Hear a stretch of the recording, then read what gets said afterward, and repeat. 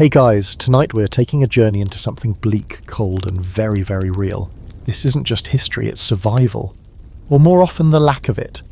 We're talking about winter. But not the cosy kind with scarves and peppermint lattes. No, we're talking about the kind of winter that crept in like a slow killer. And for the lower class, especially before central heating and public health, this season didn't just test people, it buried them. You probably won't survive this. Not because you're weak, it's just the odds are stacked against you from the moment the first frost hits. So before you get comfortable, take a moment to like the video and subscribe, but only if you genuinely enjoy what I do here. I mean it. Now where are you tuning in from? What time is it there? I always wonder who's out there. Curled up somewhere in the dark, maybe with a blanket or a pet listening in? Now, dim the lights, maybe turn on a fan for that soft background hum, and let's ease into tonight's journey together. It starts in late autumn. You're already stretched thin, the harvest was poor, again, and you've been rationing everything from bread to soap. You don't have much margin for error, and now the air has changed. It's got that sharp edge, that dampness that clings to your clothes and makes your joints ache a little more than usual.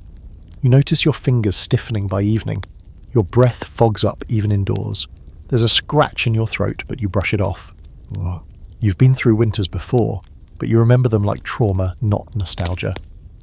Your house, or house if we're being generous, is already colder inside than the air outside you was just a month ago.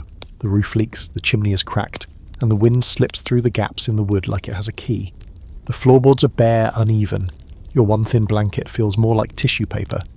You've tried plugging the worst of the wall holes with rags, newspapers, even a shirt you've outgrown, but nothing really stops the draft. The first real frost comes overnight. You wake up and the water basin by the bed has frozen solid. Your breath hangs in the air, white and ghostly. You sit up, bones cracking, and your first thought isn't, wow, what a beautiful morning. It's, I hope we have enough fuel to make it through the day. You're out of coal. Again. You go outside, where your breath joins a foggy procession of others doing the same. Everyone's heading to the same few places, maybe a woodpile out in the commons, already picked over, or the local coal merchant where prices have mysteriously doubled overnight. You can't afford it, not really. But what's the alternative? No fire means no warmth. No warmth means your youngest child wheezing herself to sleep again, or not waking up at all. Historically, this was the exact moment that divided people. For the upper class, winter meant fur coats, brandy by the fireplace and sledding parties. For you, it's a strategic war with nature. And nature is not on your side. Not even close. You feel it more at night. You lie down, muscles aching from work, stomach half full, and the cold starts its slow invasion. It starts in your feet. You wrap them in a scarf. Then your fingers, clenched tight under your arms. The worst part is your nose. It stays cold no matter what. You breathe in sharp, icy air all night long. And even in sleep, your body doesn't rest. It braces. There's a quirky old wives' tale people still tell, about how putting a brick in the fire, then wrapping it in cloth and sticking it under your blanket helps keep the bed warm longer. You try it. It works, a little. But the fire is weak. The brick cools, and the cold wins again. Back in the day, people believed certain foods helped warm the blood. A little nutmeg, ginger if you could afford it, which you can't, or even a dram of gin before bed. You take a sip, just enough to feel it burn down the centre of your chest. Not enough to dull the rest of the night. The strangest part is how quickly your world starts to shrink. You don't go out after dark, you start choosing which room to heat, if any at all. You gather in one space, usually the kitchen or a room with the smallest window, and huddle close. Conversation slows, laughter becomes rare, the silence becomes another blanket, just as heavy, just as bothering. There's an ongoing scholarly debate about just how many people in urban areas died each winter during the Industrial Revolution. Not from dramatic weather events, but from the slow grind of cold-related illness, starvation, and exhaustion. The numbers vary, of course, because record-keeping was inconsistent and the poor weren't exactly the priority. But the patterns are undeniable. Mortality always spiked with the frost. Always. It didn't help that heating wasn't just about comfort, it was about survival. Without heat, your immune system tanked. That cough, it turns into bronchitis. That fever? Maybe typhus. And suddenly, you're not just cold, you're dying in slow motion with no doctor, no medicine, and definitely no second opinion. But you don't think about all that as you wrap yourself in the last quilt your mother made, now patched and unravelling. You think about how long until the morning, how long until the sun hits the roof, how long until spring, though you know that's a lie you keep telling yourself. Spring doesn't save you. It just delays the inevitable. And the cold, well, the cold always comes early. The winter night sounds alive, not like a howl or a whistle, but more like something trying to claw its way inside, slipping under the doorframe, pressing against the loose window panes, tapping through every tiny crack in the wall like fingers drumming impotently. You pull the blanket tighter around your shoulders, though it's already wrapped around you like a second skin. It doesn't matter. The cold is already in the room, it's already in you. Your home wasn't built to survive this, not really. The landlord patched the roof last summer, but you're pretty sure he just stuffed straw under the shingles and called it a day. The walls are thin, mostly uninsulated lath and plaster riddled with gaps. You've stuffed the worst of them with rags, scraps of fabric, even pages torn from old newspapers. You read part of an article about someone's upcoming opera debut as you jam it into a corner by the window. Still, the cold comes. The floorboards creak constantly, not from footsteps but from contracting in the temperature. They twist and buckle slightly underfoot, and every window in the house is a joke. Thin glass, no sealant. When you touch one with your fingers, you leave behind a print on the frost on the inside. That's the part that always gets you. Ice forming inside your own home. Like winter isn't just outside your door, it's made itself a roommate. You've tried a few tricks. Hanging a blanket over the doorframe, lighting a candle in the corner to keep the draft away, placing bowls of hot water on the windowsill. It's mostly ritual at this point. False comfort. The warmth lasts maybe 10 minutes before the cold creeps back, more confident than ever. You've even caught yourself whispering to it sometimes, like it's a ghost. Just give me one good night. Of course, there are people who will say you're being dramatic, that winter's not that bad. But they've never lived through it like this. They've never tried to dry wet socks by body heat alone, or slept in a hat because the heat keeps escaping out of their scalp. They have never woken up with the tip of their nose frozen and their breath hanging in front of them like mist. The upper class, if they think of you at all, assume your problem is laziness or poor budgeting. Meanwhile, they sit behind thick walls of stone and brick by hearths stoked with split logs and coal, drinking mulled wine.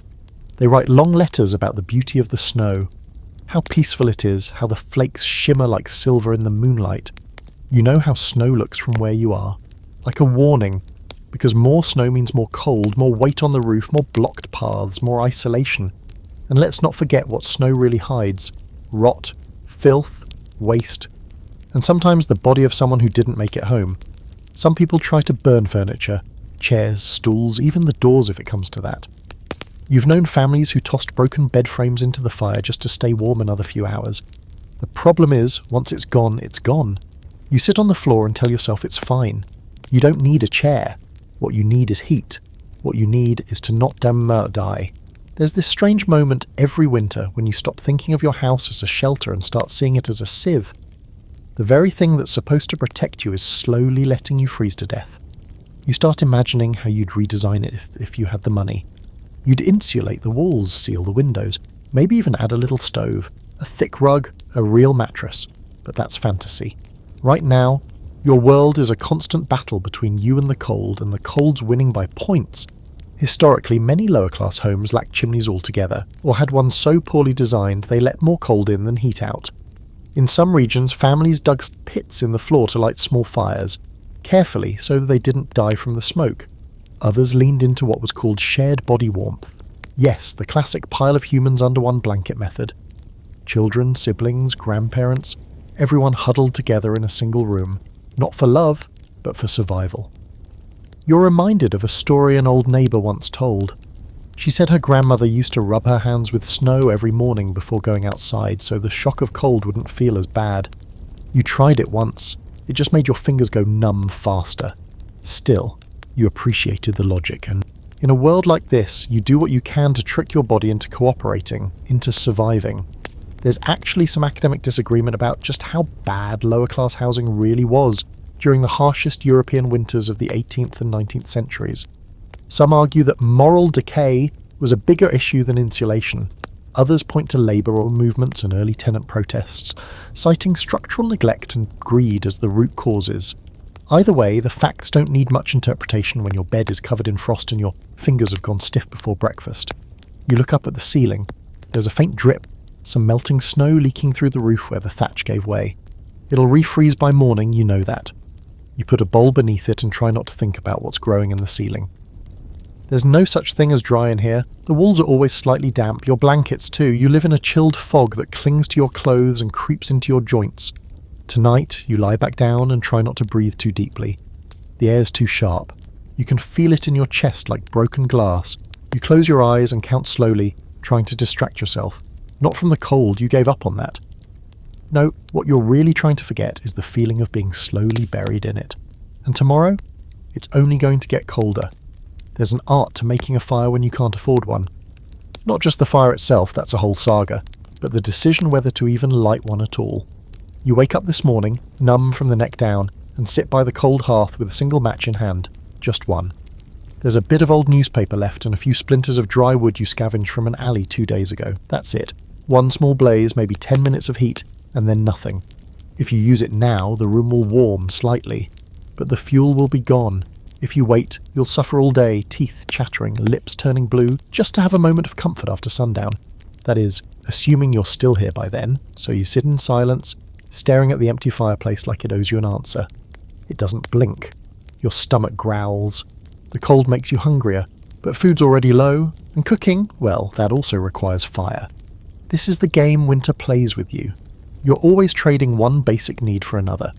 Warmth or food, light or air, water or movement.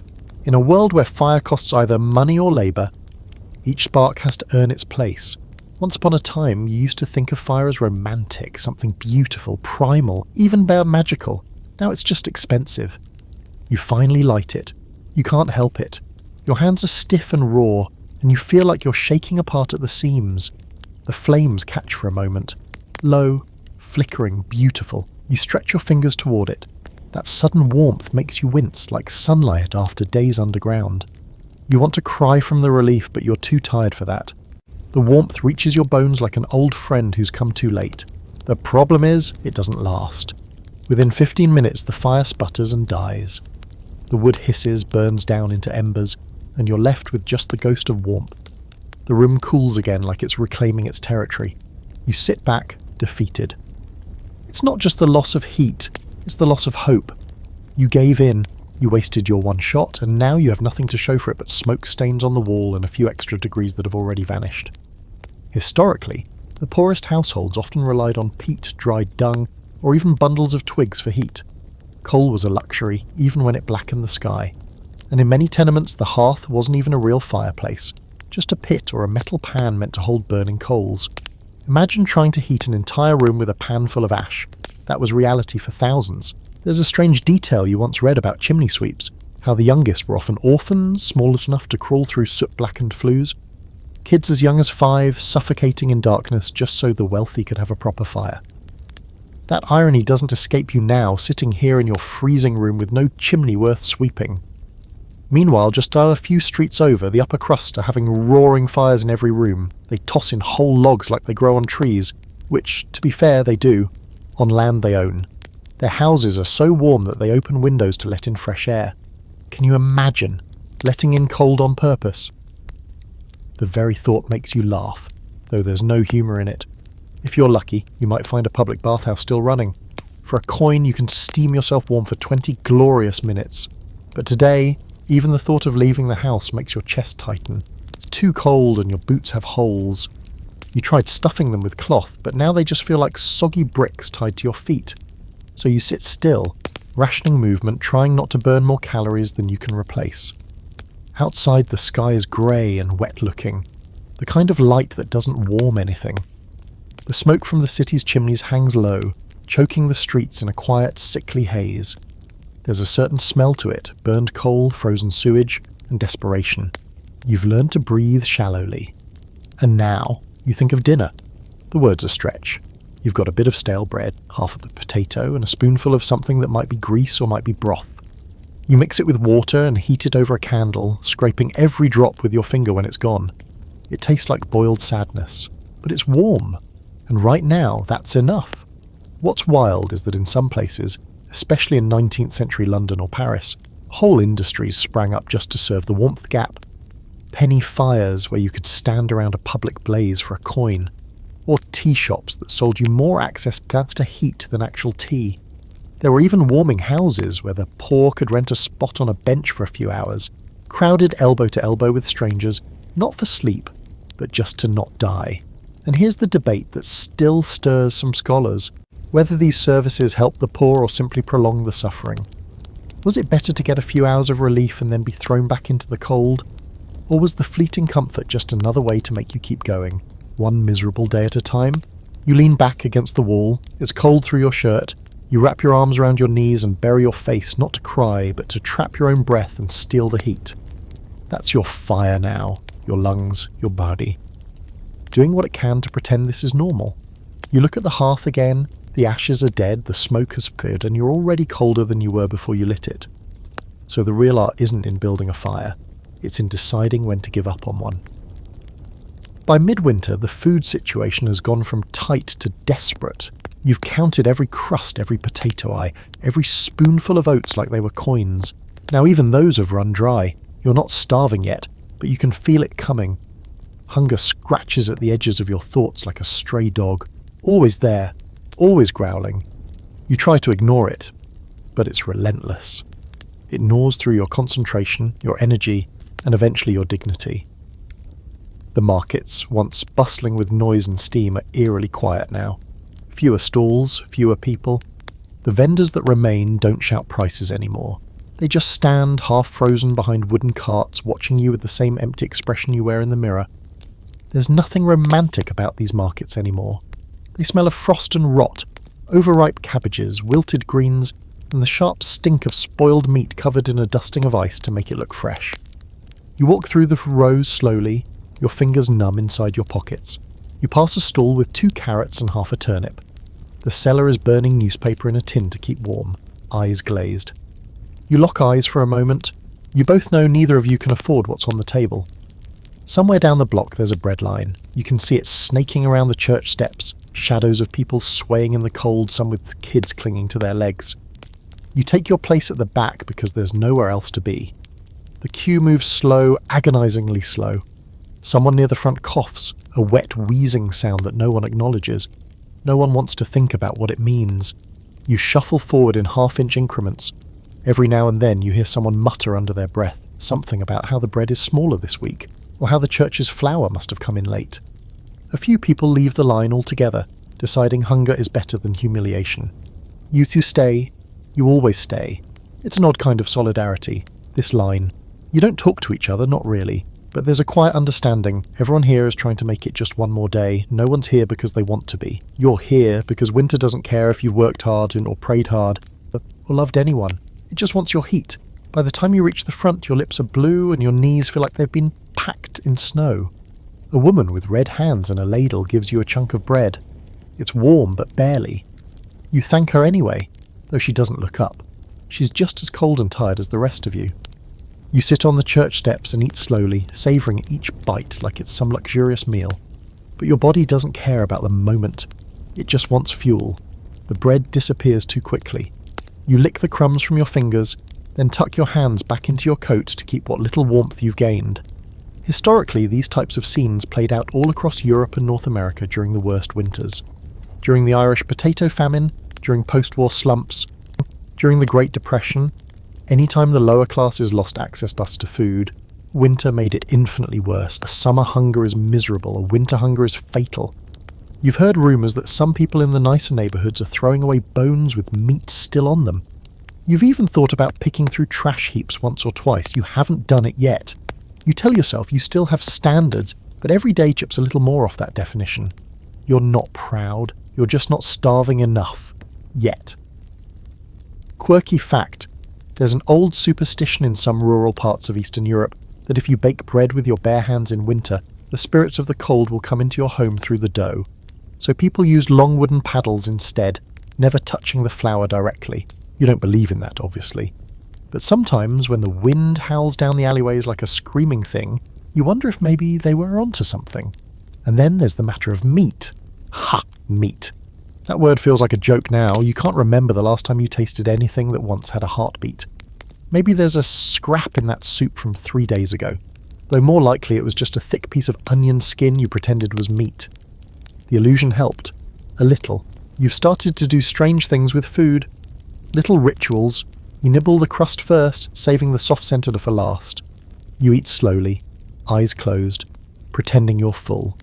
You drink more water, even when it's nearly frozen, just to feel something in your belly. You tell yourself stories about feasts you once had, or imagine the meals you'll eat in the spring. They help. For about 5 minutes, there's ongoing scholarly debate about the actual caloric intake of the working poor during harsh winters in the 18th and 19th centuries. Some historians argue they survived on less than 1,000 calories a day. Others claim that creative substitutions kept people alive longer than expected. Things like boiled nettles, bark bread, and rat stew. But nobody denies that malnutrition was rampant, and winter accelerated it like a boot on your neck. You stand up from the church steps and feel the dizziness return. It's not sickness. Not yet. Just hunger and cold, two old friends who've learned to dance together inside your head. You walk slowly, carefully. You can't afford to fall and injure yourself. A broken bone in this weather is a death sentence all its own. Back home, you sit on the floor near the dead hearth. Holding your stomach like that might somehow make the pang stop. There's nothing left to eat. You sip water from a cracked mug and try to think about anything else. Outside, the snow has started falling again.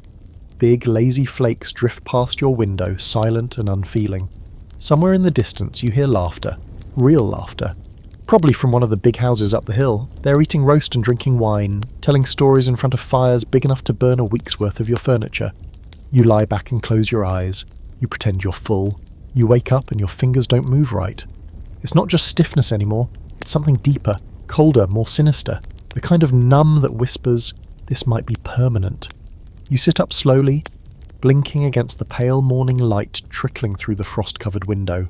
You try to rub warmth back into your hands, but the feeling's distant, like trying to remember someone's face you haven't seen in years. Your boots are by the door, still wet from yesterday. You didn't have the fuel to dry them, so the leather froze overnight, curling like old leaves.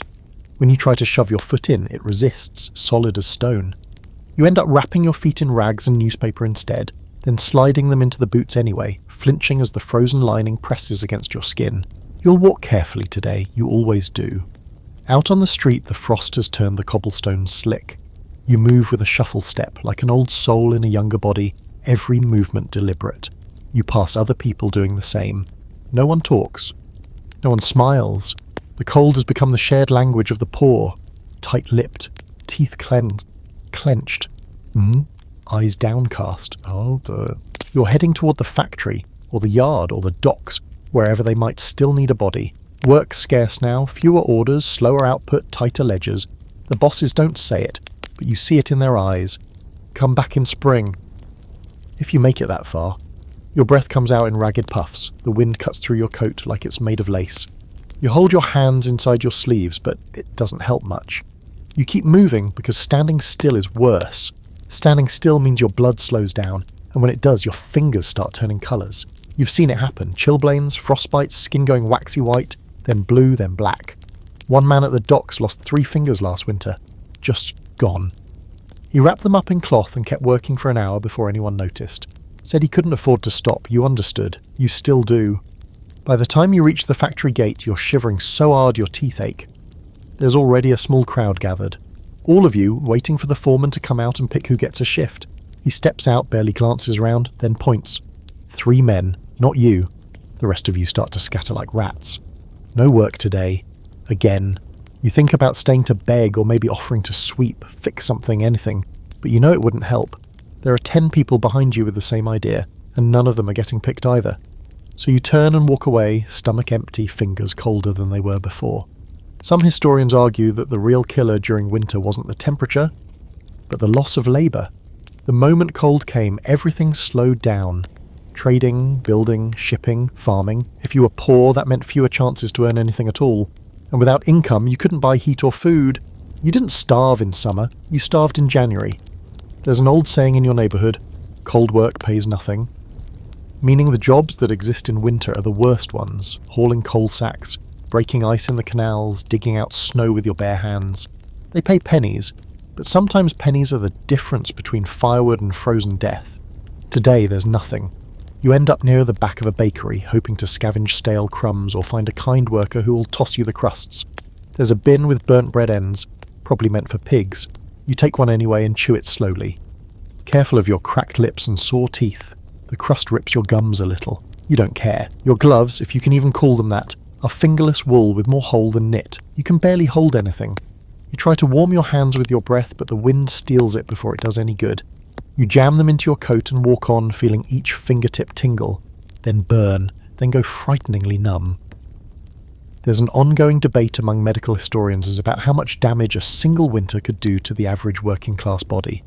Some argue that the repeated exposure to sub-zero temperatures caused long-term nerve damage and circulatory issues.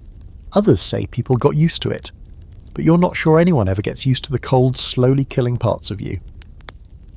You stop for a moment beside a metal railing and press your fingers against it just to feel something. You don't, not right away. Then suddenly the pain kicks in, sharp, but like tiny needles stabbing through your skin. You pull back, but the damage is already done. Your hand aches now, but at least it's alive. You find a spot in an alley that's out of the wind and sit there for a while. You're not the only one. There's a kid further down, curled into himself, eyes closed. Is he sleeping? You can't tell, you don't check. You're afraid of the answer. You think about going home, but what's the point? It's just as cold there, maybe colder. The fire's gone, the food's gone, and the blankets can only do so much, but you go anyway. Because winter strips away choices until going back to the cold is the only thing you can afford to do inside. Your feet throb as the rags begin to thaw. It's the worst part, the thaw. That's when you feel the damage. Like the nerves are waking up just to scream at you. You bite down on a sleeve to stop from crying out. You don't want to wake anyone. Not that there's anyone left awake. It's a strange thought. But you wonder how many fingers you could lose before they stop letting you work. 3, 5, 10? You hope it doesn't come to that. But you've stopped ruling things out. You've stopped believing anything is beneath winter. Because now you understand it doesn't take much. A wet boot, a frozen railing, one too many days without gloves. And that's how it starts. Not with a scream, but with a numb finger that never warms back up. It starts with a sting. You're buttoning up your coat, what's left of it, when you notice the raw patches on your fingers. They're red, swollen, and the skin is beginning to split around the knuckles. You flex your hand and wince. The tips feel hot, like they've been scalded, and yet you know they're cold. That's the twisted magic of chilblains. Your body trying to warm itself too fast and failing, punishing you for surviving. You pull your sleeves down over your hands and head out anyway. What else are you supposed to do? Stay inside and stare at the walls while your stomach eats itself? The wind hits you like a slap, and the cracked skin on your lips starts bleeding again. You lick the blood away out of habit. There's a faint metallic tang to it, almost a flavour now. You make your way down the same worn path to the same overcrowded street, hoping that maybe, just maybe, today someone needs help hauling crates or clearing ice or delivering something too heavy or too far for one person. You scan the usual spots, eyes darting between groups of men like a desperate gambler watching the cards. But there's nothing, just the usual shrug and headshake. The jobs are fewer now, and the men are hungrier. No one's hiring someone with hands that look like yours. They want strong backs and good fingers. You shove your useless hands deeper into your pockets and move on. The pain is constant now, dull when you don't move, sharp when you do. One of your toes has started to go a strange shade of greyish purple. You don't want to look at it too long. You've started walking with a limp, trying to hide it. But limps make people notice you. And in this world, being noticed isn't always a good thing. There's a boy, maybe 12, sitting on the curb near the ironworks, teeth chattering so violently it sounds like he's trying to chew through his own jaw. His socks are wet. Oh, shoes. You stop, hesitating. You think about offering him the corner of your scarf, threadbare as it is, but he's already gone by the time you work up the courage. Just walked off, or faded. Hard to say. Back in the Curthing day, people called winter the poor man's plague. It didn't come with boils or blood, but it left the same trail of bodies. Lower-class workers were often forced to labour through frostbite, hypothermia, and pneumonia with no treatment, no rest, no help. They were expected to keep moving even as their extremities turned black and useless. There are records of entire families losing fingers, toes, even feet across just a few months. You reach the corner where the apothecary sits, its windows fogged from within. You stand there a while, staring in. It looks warm. You can see bottles lined up on the shelves, glowing amber in the light. Inside, the chemist moves slowly in his white coat. You wonder what that coat must feel like. Heavy, soft, clean? You think about going in, just to warm your hands near the counter. Maybe ask for the ointment. You know he won't give you anything unless you can pay, but maybe he'll take pity. Maybe he'll see your fingers and see a human instead of a burden. You open the door. The heat hits you like a wave. Your eyes water instantly, the warmth is overwhelming, and your whole body tenses in confusion. It almost hurts. The chemist doesn't look up right away. You take a step forward, eyes on the wood stove in the back corner. "What do you need?" he says flatly. You hold up your hand without speaking, just the hand, red raw, trembling. He walks over, gives it a quick glance, then sighs. "Chilblains, possibly frostbites," he says. "Nothing I can give you without coin. You'd need a salve, oil-based, not cheap." You nodded, knowing this was a mistake. He watches you another second, then softens. Soak it in warm, not hot, water. Wrap it in something dry. That's the best you'll do. You nod again. "Thank you," you whisper. "Don't linger," he adds, already turning away, so you don't. You step back out into the cold and the world slams shut again. That advice, at least, was real. Historical treatments for frostbite were hit or miss back then. Some swore by rubbing snow on the skin to wake it up, which probably did more harm than good. Others believed in brandy, or applying animal fat or praying. You've tried the praying, not sure it helps, your hands are aching again, but you've learned to ignore them. You walk past the chapel where the soup line is even longer today. No soup left, probably, just bodies pretending there might be. You pass by the alley where that boy was. He's not there now, just an empty bottle and some slushy footprints. The sun is going down already. That's the worst part of winter, the days that end before they've even started. You swear the sky was grey just 5 minutes ago, and now it's sliding into darkness. And you know what that means. Nights are worse. The cold isn't just stronger, it's bolder. It creeps into your bones, yes, but also your thoughts. It makes you question every decision, every moment, every flicker of hope. You start thinking about warm baths you'll never have again, about thick socks, about holding someone's hand without flinching from the pain, about all the little luxuries that used to be so invisible. There's an ongoing academic argument, whether winter itself is a killer or just an amplifier. Does it really cause death, or just speed up what poverty already starts? Is it the season or the system? You don't need a textbook to know the answer. You live it. Back home, you sit near the window with your injured hand tucked beneath your arm. You flex your fingers every now and then, just to be sure they're still there. You're not even trying to get warm anymore. You're just trying not to fall apart. And that's the thing, isn't it? Winter doesn't always kill you outright. Sometimes it just takes you one piece at a time. You start noticing the sun disappears earlier every day. Not that it gives off much warmth when it is up. It's just a pale coin in the sky now, flickering weakly above the rooftops before slipping away like it's tired of trying. Which, honestly, same. By late afternoon, the city starts glowing in shades of grey and blue, and a kind of hush falls over everything. The cold dampened sound. Footsteps are quieter. Carts roll slower. Even the stray dogs stop barking. It's like winter is muting the world, one frozen breath at a time. That silence doesn't help when night falls, though. That's when the real loneliness creeps in. Not just because it's dark, but because there's no way to hide from how little you have. And when you're poor in winter, light is a luxury. Most nights you don't even bother lighting a candle. You can't afford wax. And oil is just a memory at this point.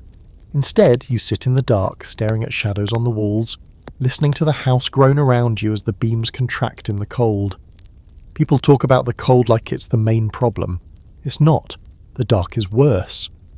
Cold steals your feeling, sure, but the dark steals your mind. You tried saving your last candle for emergencies, but every night starts to feel like one. You light it anyway. A tiny flame in a big room. The light flickers and dances, casting long, moving shadows across the walls. For a few minutes it makes you feel almost human. You pretend you're at a dinner table, maybe at a tavern, maybe reading a book. The warmth of the fantasy lasts just a moment. Then the wick sputters, the wax gives way, and the flame dies with a whisper. And now it's darker than before. Back in the day, families used to crowd around a hearth not just for heat, but because it was the only source of light. Candles were expensive. Oil lamps, even more so. Poorer households rationed both like gold. That's why so many bedtime stories were born in winter.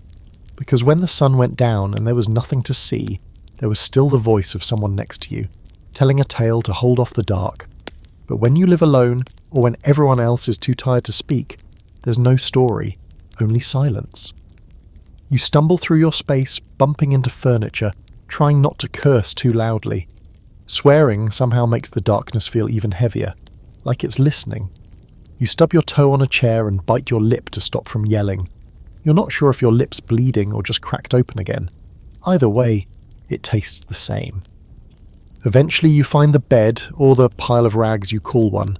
You crawl in and pull the blanket tight, curling your body into the smallest shape possible. It's easier to warm yourself when you take up less space. You learnt that trick early on, and tonight you press your hands to your stomach and try not to think about how long's until sunrise. Here's something weird. Historically, it wasn't unusual for people to sleep in shifts during winter. Not for work, but for warmth. They'd sleep a few hours, wake up shivering, then sit around the embers of the fire before going back to bed. Some called it first sleep and second sleep, a natural reaction to the cold and darkness. It wasn't peaceful, it was survival in intervals. You try to drift off, but your thoughts start spinning. You remember someone once saying that the dark is when the poor do their best thinking because there's nothing left to do but think. You wish they were wrong. Your mind begins pulling things up from the bottom of the river. Regrets, memories, hunger, cold, worry. It's like your brain decided now was the perfect time to throw a parade of everything you're trying not to feel. Then there's the paranoia. You think you hear something outside, maybe footsteps, maybe just the wind, but your heart jumps anyway. You live in a neighborhood where locked doors don't mean much. Desperation makes thieves, and winter makes lots of desperation. You lie still, holding your breath, listening. Nothing. Probably just the roof creaking again. Or maybe someone really is out there, listening back. You miss light. Not just candles or firelight, but real touch, steady light. Something that pushes back the dark without flickering. You remember the way sunlight used to fall across your bed in summer, warm and golden and careless. Now your windows are covered in frost, and even the moon looks colder than usual. There's a fringe theory, one of those off-the-books historical things, that claims entire villages used to go near feral during deep winter. Not in the Wolfman sense, but in terms of mental state. Too much cold, too much darkness, too much waiting for things to get better. Some accounts mention people babbling to themselves for hours or staring at candles like they were gods. Whether it's true or not, you get it. You feel your own grip slipping a little sometimes. Not dramatically, just the little things. You start forgetting how long it's been since you spoke to someone. You wake up not remembering what day it is. You stare at your hands longer than you should, watching your breath fog around them. You start asking yourself questions in the dark just to hear a voice. How long until the candle runs out? How long until you can't afford another? How long until you can't afford you anymore? You try humming. It helps a bit. The tune is off-key and slow, and you can't even remember what song it is, but the sound fills the room for a few seconds. Makes the dark feel a little less smug. Still, the silence comes back. It always comes back. Eventually you drift into sleep, not because you're comfortable, but because your body gives up. Your mind keeps drifting though, even in dreams. You dream of firelight, of full bellies and glowing windows and warmth that doesn't ask anything in return. The kind of warmth that comes with a door that stays closed and walls that don't leak. And when you wake again, there's frost on your pillow. Not outside, inside. That's when you know the candle wasn't the only thing burning out. You sleep in every piece of clothing you own. Shirt, coat, trousers, scarf, even socks on your hands. Makeshift mittens with holes in the heels where your fingers poke out. You wrap yourself tight, cocooned in threadbare layers, and still you wake shivering. This morning it's your breath that wakes you. Not the sound of it, but the sight. You open your eyes and see it hanging in the air, a slow cloud of mist swirling just inches from your face. There's a thin sheen of frost on the blanket. The room smells like damp wool and stale air. You cough, sharp and dry. It burns in your chest. But you're not sure if it's from the cold or the mould creeping along the corners of the room. Your sister used to sleep across from you, back when the two of you could take turns stoking the fire. Back when there was a fire, back when someone else in the room made it easier to ignore how your toes throbbed through the night. But she married last spring, moved to a better house, or so she said. You haven't heard from her in months. You imagine her in a room with thick quilts and a kitchen that still has salt. There's a quiet panic that comes with waking up this cold. You move your fingers slowly. 1, 2, 3. You lose count, then start again. They still work mostly, but your right pinky feels weird, numb, but also tingling. You try not to look at it too closely. You've seen what comes next. First, the skin turns a weird waxy white. Then it goes purple, then black, and then the real horror begins, when the pain stops, because that's when you know you've lost something. Today, you don't bother changing clothes. There's nothing clean to change into, and besides, undressing would mean letting go of the little heat your body's managed to trap. You roll out of bed and plant your feet on the wooden floor. Ice cold. Every step feels like stepping on knives. You consider peeing in the chamber pot under the bed, but it's frozen solid. You sigh. Another problem for another day. You make your way toward the main room, if you can even call it that. A kitchen without food, a fireplace without fire, a chair without legs. Every object in the room has the same problem. It's not what it used to be, and neither are you. Today you have one goal: stay warm without spending a single coin. You can't afford a candle, you've already burned through the last scrap of wood, and the rags you used to stuff the window have fallen out again. You shove them back in with your elbow. The air still leaks through. It's not a breeze, it's a warning. So you do what you've done the past 3 mornings. Gather up your courage, wrap a scarf tight around your nose and mouth and leave the house, not because you want to, but because you need to loiter. That's the trick you've learned. Stolen heat. You find places where warmth spills out into public. A bakery with its doors open, a tailor's shop with a crack in the door, a factory with an exhaust pipe low enough to sit beside. Today your first stop is the church. Not for prayer, not really, though you've whispered a few over the past weeks, mostly out of habit. But churches are warm, or at least warmer than home, and they rarely turn you away outright. You head inside quietly, sliding past the heavy wooden doors, your boots leaving small trails of slush. The sanctuary smells like damp stone, candle wax, and the faint rot of wet wool from other bodies who've had the same idea. You sit in a pew near the back, where the light from the stained glass barely reaches. You don't kneel. Your knees hurt too much from the cold. You just sit. Let your hands warm slowly against your chest. Close your eyes. Breathe. There are maybe a dozen others in the church. No one speaks. One man is asleep, head back against the wall, mouth open. You wonder if he's breathing, then see the slow rise of his chest and let it go. The priest walks past once. He sees you, but says nothing. Maybe he remembers your face. Or maybe he's just learned not to bother chasing out the cold. Here's a curious historical footnote. In medieval Europe, churches were known as poor men's inns during winter. They didn't just go offer sanctuary, they offered heat. Monasteries especially would open their doors to travellers and beggars for a few hours at a time.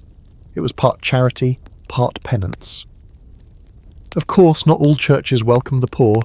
Some turned them away outright, or made them kneel for hours before offering anything more than a glance. You stay until the bells ring noon. That's when they usually start asking questions. Are you praying? Are you waiting for someone? Are you going to leave? So you leave. Your next stop is the alley behind the cobbler's shop. Not for boots, they're far too expensive. But because the shop has a vent in the back wall. Just a tiny one, but enough that heat leaks out. You stand there with your back against the bricks, letting the air puff against your coat like the breath of a sleeping beast. A few others join you. No one talks. You all know the rules. If someone coughs too loud, the owner will slam the vent shut. You stay for maybe 30 minutes, long enough to feel your fingers again, long enough for the pain to creep out of your bones. Then you move on, before someone else pushes you out of the way. There's an academic theory, still debated, that poor people in winter developed a kind of urban heat map in their minds, not of warmth like we think of it today, but of access, which bakeries were kindest, which businesses allowed loitering, which back alleys had working steam vents. It was social cartography at its bleakest, survival through memorized warmth. You're part of that map now. By dusk, you're back home, hands trembling but still attached. You didn't spend a single coin. You didn't die. That counts as a good day. You wrap up again in bed, tucking your scarf around your face and pulling the blanket over your head. It smells like mildew and old ash. You don't care. You just want to feel something soft, even if it's only the illusion of safety. Somewhere outside, a dog howls once, then silence. And in that silence you realise even warmth can be stolen. But never for long. You can tell something's wrong before you open your eyes. It's in the stillness of the room, heavier than usual. The kind of quiet that presses on your ribs like a weight. You roll over slowly and notice your lungs are fighting harder this morning. The air tastes different, thicker, with a faint metallic sharpness. It doesn't feel like breathing. It feels like pulling in smoke that never clears. You sit up coughing long and dry until your chest aches and your head spins. That's new, and that's not good. You reach for the mug near your bed, but the water in it has frozen into a cloudy, uneven disc. You tip it anyway, hoping for something liquid. Nothing, not a single drop. Your throat is raw, your nose is bleeding again, and your skin stings from the dryness. You wipe your upper lip with your sleeve, only to find the fabric already stiff from yesterday's blood. Welcome to another day of existing. The worst part of getting sick in winter when you're poor isn't the sickness. It's the knowledge that you can't afford to get sick in the first place. You can't rest, you can't medicate, you can't take time off from work you don't even have. There's no buffer. One cough too deep and it's the beginning of the end. And here you are now, hunched over your knees, coughing so hard it feels like your ribs might crack open. You know this cough. It's the one that's been going around. Everyone's calling it the cold lung. You've seen what it does. Starts like this, tight chest, shallow breathing, a rattle when you exhale. Then comes the fever, then the weight loss. Then for some, the coffin. Or, if you're lucky, a blanket pulled over your face in the middle of the night while the house stays quiet. You drag yourself out of bed anyway. The sun's up, but barely. The light through the window is colourless and weak, like someone painted it with dirty water. You pull on your coat, which still hasn't dried from yesterday, and wrap your scarf extra tight. You try not to think about the kids who used to wear scarves like this for fun, with matching mittens and laughter in their mouths. You try not to think about anything. Outside, the frost is heavier than it's been in weeks. The cobblestones are slick with ice, and your boots, patched for the third time with wax paper, slide every few steps. You walk with your arms slightly out for balance. The whole street looks like it's been dipped in glass. Even the rats are walking slower. You pass by Mrs. Denham's place on the way to nowhere. She used to sit by her window and knit. You haven't seen her in days. There's a black cloth tied to the door now. You nod slightly as you go by. You don't stop. You don't have the energy to grieve people anymore. You make it to the general store not because you can buy anything, but because standing near the front door means a few seconds of indoor air each time someone opens it.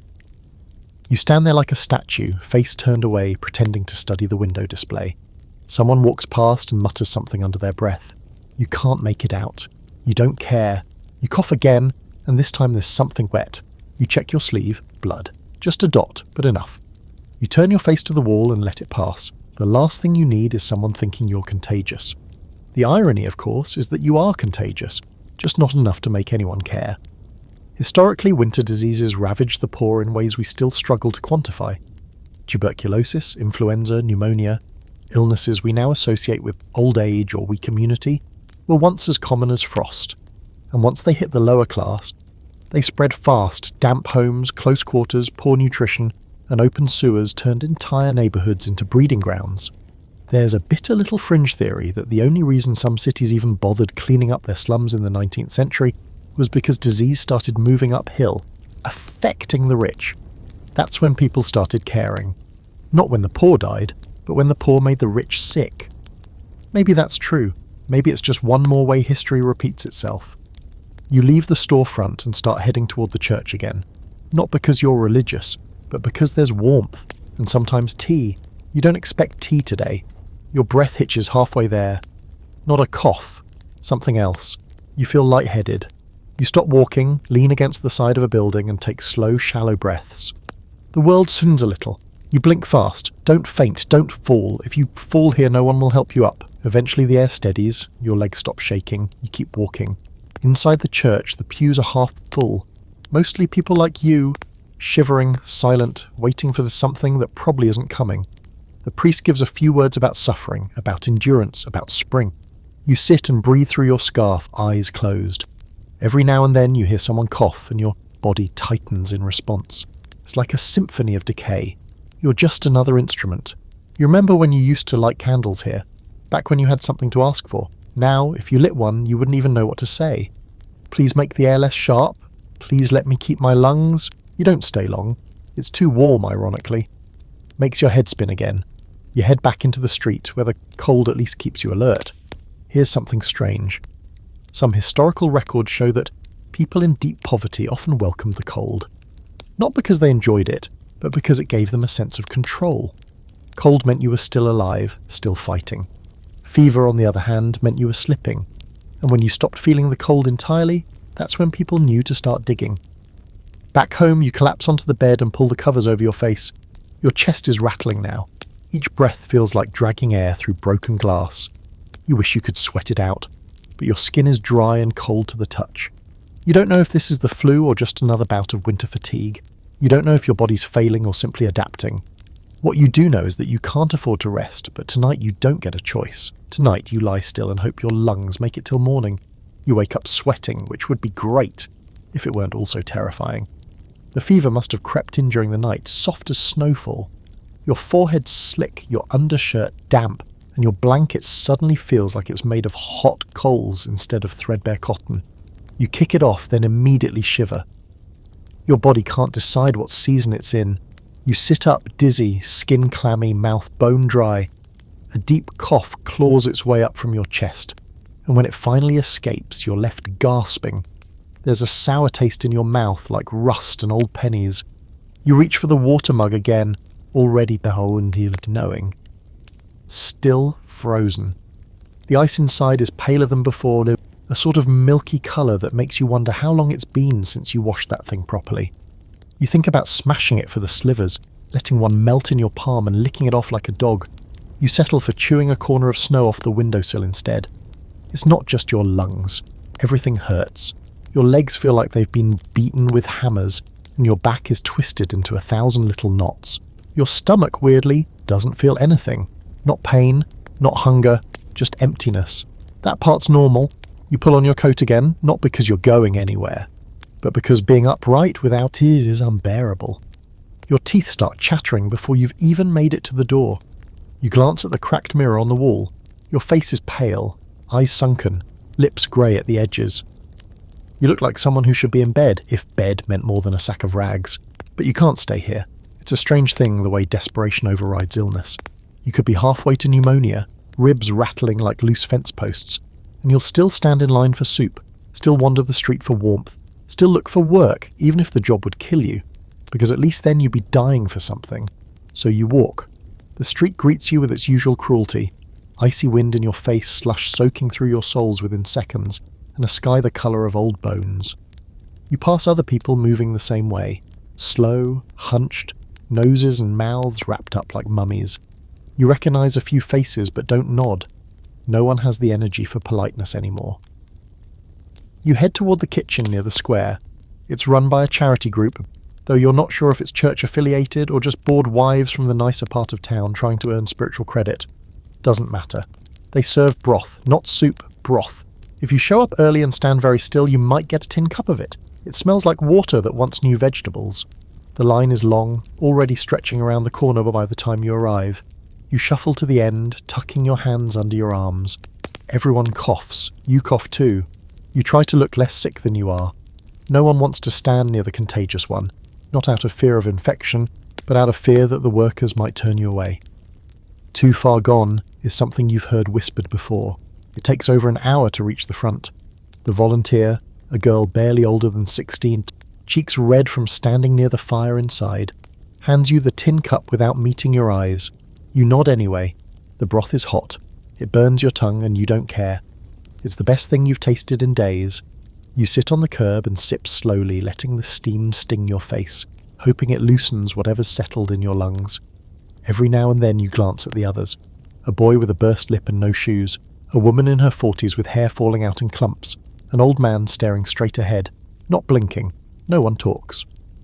Here's a fact that doesn't make it into most history books.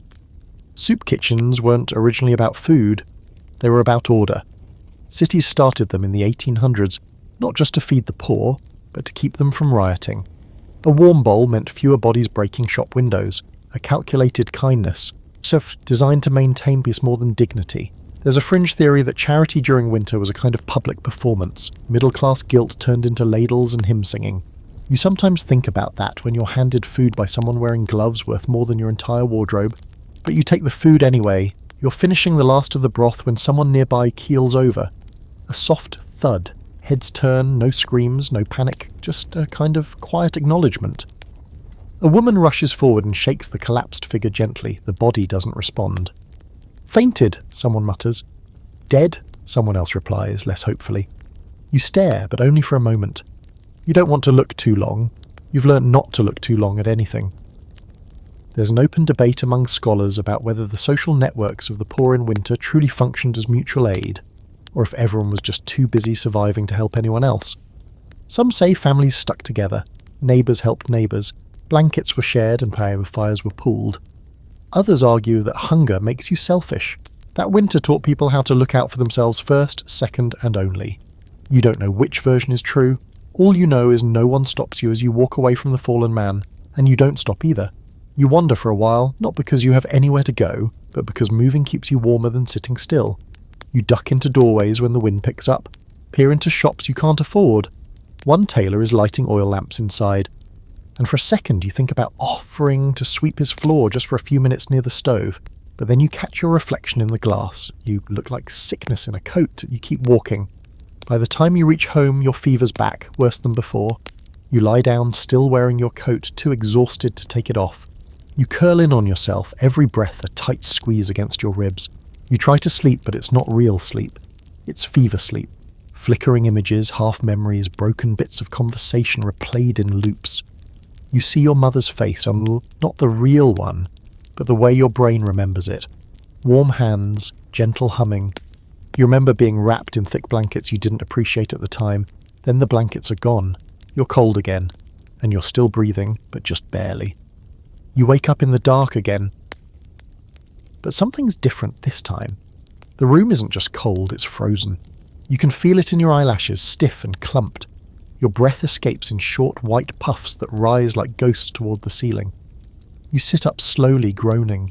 The blanket crackles where it's frosted over, and your coat feels damp, like it's been hanging in a meat cellar. When you touch the window, your fingers don't just leave a print, they stick. For a second, it's like touching dry ice. You yank your hand back, and it burns. That's when you notice the frost patterns. They're everywhere, spreading across the inside walls like delicate vines made of knives. Fern-like swirls crawling from corner to corner, creeping along the floorboards, threading up the furniture. The house has started to grow winter from the inside out. You stare at the ceiling and half expect to see icicles hanging from the beams. Honestly, you probably will by morning. You blow into your cupped hands. It does nothing. Your breath cools before it even reaches your skin. And now there's no denying it. Your room is colder inside than it is out on the street, which feels like a betrayal. 4 walls should mean something, right? Should protect you, or at least make you less vulnerable. But instead, they are just a coffin with better acoustics. You consider lighting something. Anything, but there's nothing left to burn. The last chair went into the fire 2 days ago. The table is too heavy to break up without tools, and the tools are gone, pawned weeks ago for half a loaf of bread and 2 potatoes you ate in a single sitting. All you have now are your clothes, your bedding, and a couple of old books too damp to catch flame, so you do what everyone else does. You wait for the sun. It's a miserable little trick, this dependence on daylight. It's not warm enough to change anything, really, but it feels different when the world's not pitch black. You pace a bit to keep your circulation going. That helps. For a few minutes at a time, you hum nonsense melodies to distract yourself from the fact that you can't feel the tips of 3 fingers. You tell yourself they're just asleep. You lie. Around midday, you step outside. The streets are oddly quiet. Snow has softened everything, blanketing the cobblestones in a layer of powder that mutes footsteps and wagon wheels. You'd call it beautiful, maybe, if you weren't walking through it with soaked boots and skin raw from frost. Every step feels like a dare. You see a woman walking the opposite direction with a child slung over her back. The child's face is red, wrapped in a scarf, eyes closed. The woman looks ahead blankly. No expression, just movement. It's the winter look, every person reduced to forward motion, no matter the direction, no matter the purpose. There's a coffee house on the corner that vents steam from its kitchen into the alley behind it. You already know the trick. You've stood there before, but today you find a group of 4 already huddled around the grate. Backs arched, arms crossed, breathing deep. One of them gives you a look like "don't even try it," so you don't. Instead, you walk toward the old stone building with the broken windows. It used to be a school. Now it's mostly a shell. Graffiti on the walls, the roof half collapsed, but still standing. And more importantly, it's still dry. On the coldest days, a few people use it for shelter. Not officially, of course, but no one's throwing you out either. You step inside. The air is bitter and smells of old wood, wet concrete and piss. There are 6 or 7 people scattered across the floor, wrapped in whatever they could find. Blankets, coats, newspapers. One man has a fire going in an old trash barrel. It's small, barely more than a flicker, but it's there.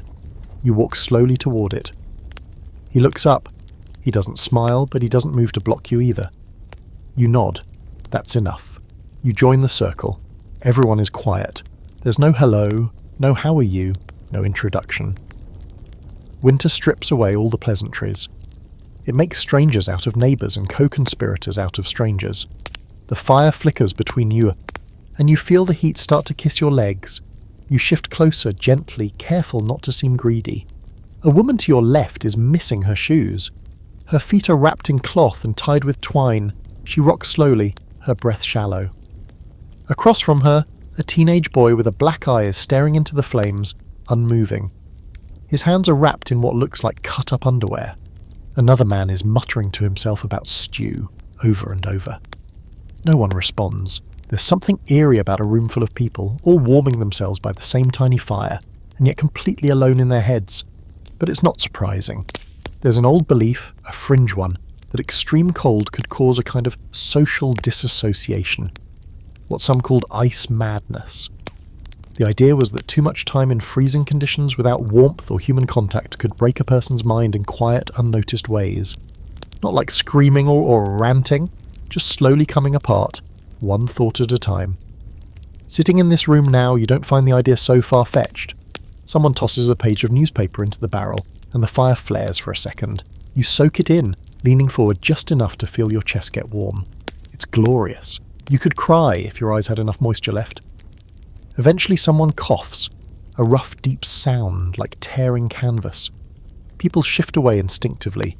No one wants to catch anything in a place like this. Not that distance will save you. If someone here is carrying illness, you've all already shared the air. And then you hear the sound of bells. Distant but unmistakable. A church tower, marking the hour, you count the chimes. 4, meaning the sun will go down soon, and when it does, this room will be even colder. The barrel fire won't last the night. You decide to leave, partly because you can't stay, partly because you're scared of what happens in this place after dark. You say nothing as you get up, no one looks up. You step out into the evening and feel the temperature drop immediately. The air bites, your skin recoils, you wrap your scarf tighter. Back at your room, your walls are silent, like they've given up groaning. You crawl into bed again. The blanket has iced over near the window. You tear it off, whispering apologies to no one. Your fingers are clumsy as you tuck it around your body. You close your eyes. You dream of a room where the windows never frost, and the fire never dies. You wake to the sound of something cracking, and for a split second you're not sure if it's the wall, or your bones. The line's longer today. You spot it from 2 blocks away, twisting around the alley like a serpent of misery. Grey wool coats, patchy scarves, bare fingers rubbing together in a kind of desperate choreography. The soup kitchen door hasn't even opened yet, but the queue is already thick with fogged breath and silent stares. You join the end without saying a word. Nobody speaks in these lines. Speaking costs energy. Energy burns calories. Calories you don't have.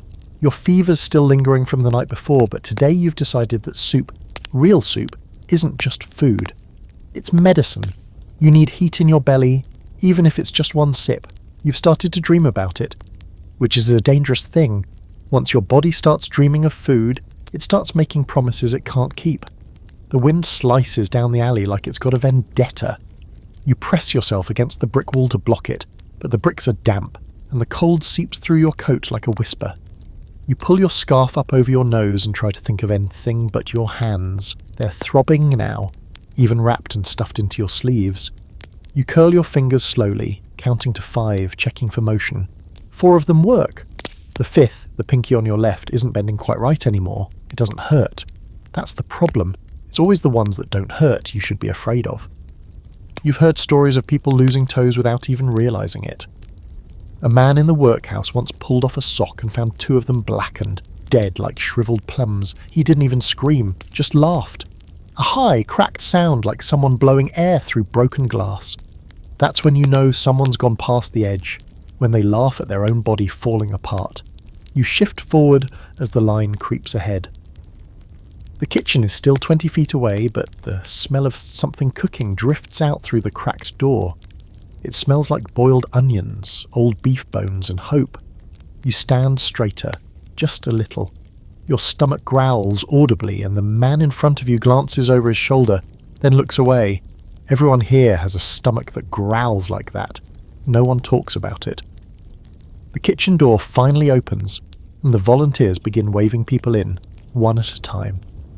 The rest of you step forward like cattle, heads down, boots dragging. You recognise one of the workers, a thin woman with hard eyes and a clean apron. She used to teach sewing back when you had a mother who could afford to send you. Now she's ladling out watery soup to the same students she used to scold for slouching. When it's your turn, she doesn't say your name, but she knows it. Her mouth tightens slightly as she hands you a dented tin bowl filled with something brown and steaming. No meat, just potatoes and maybe a hint of lentil. But it's hot, and in this moment, that's all that matters. You don't thank her. You just nod and walk to the wall where others are already seated, eating like animals. Fast, messy, heads low, you sit and slurp the soup while it's still too hot. It burns your tongue, but you don't care. You don't even stop to breathe. It's thick enough to leave a coating on your lips. That's a good sign. Last week's batch was closer to dishwater than stew. You finish your portion in under a minute, then scrape the sides of the bowl with your thumb. You consider licking it clean, but someone's watching. There's a man across from you, older, his beard speckled with frost, his eyes sunken so deep they're nearly hidden. He doesn't blink as he eats, just shovels it in like it might vanish. You wonder how many times he's stood in this exact spot, how long he's been waiting for life to shift in his favour, how long you've been doing the same. You return the bowl and step back outside, already missing the warmth. The door closes behind you with a hollow thunk. You don't linger. There are rules. Eat, leave, make space for the next ghost. There's an argument among historians about these kitchens, whether they were actually helping or just delaying the inevitable. Some called them feed and fade stations, fill the poor enough to keep them from dying in the streets, but not enough to make them strong. Not enough to threaten the system, not enough to live. You wrap your scarf tighter and start walking. The soup gives you a few minutes of clarity, a brief window where the world seems less hostile. You can almost imagine the sun has warmth, that your coat is thicker than it is, that you've got somewhere to be, but it doesn't last. By the time you reach your block, the illusion is gone. The soup's settled in your belly like a memory, not filling, just not empty. You pass a man sitting on the stoop of a burned-out building. His shoes are gone, feet wrapped in layers of fabric, one soaked through with blood. He's cradling a lump under his coat. At first, you think it's a bundle of firewood. Then he shifts, and you see a child's face peek out. A baby, maybe 1, maybe 2 years old. Eyes wide, cheeks red from the cold. No crying, just watching the world quietly fall apart. You keep walking. Back inside, your room feels colder than usual. Not just physically, emotionally, spiritually. There's a silence that hums in your ears. You sit by the window and watch the frost thicken, tracing lines like scars across the glass. Every now and then a flake drifts down and sticks, melts slightly, then freezes again. It's hypnotic. You know the snow's only going to get heavier. You can feel it in your joints. Your body has become a barometer. When the pain in your knees spikes like this, a storm is always on its way. You wrap yourself in your blanket, now stiff with yesterday's damp, and sit on the floor instead of the bed.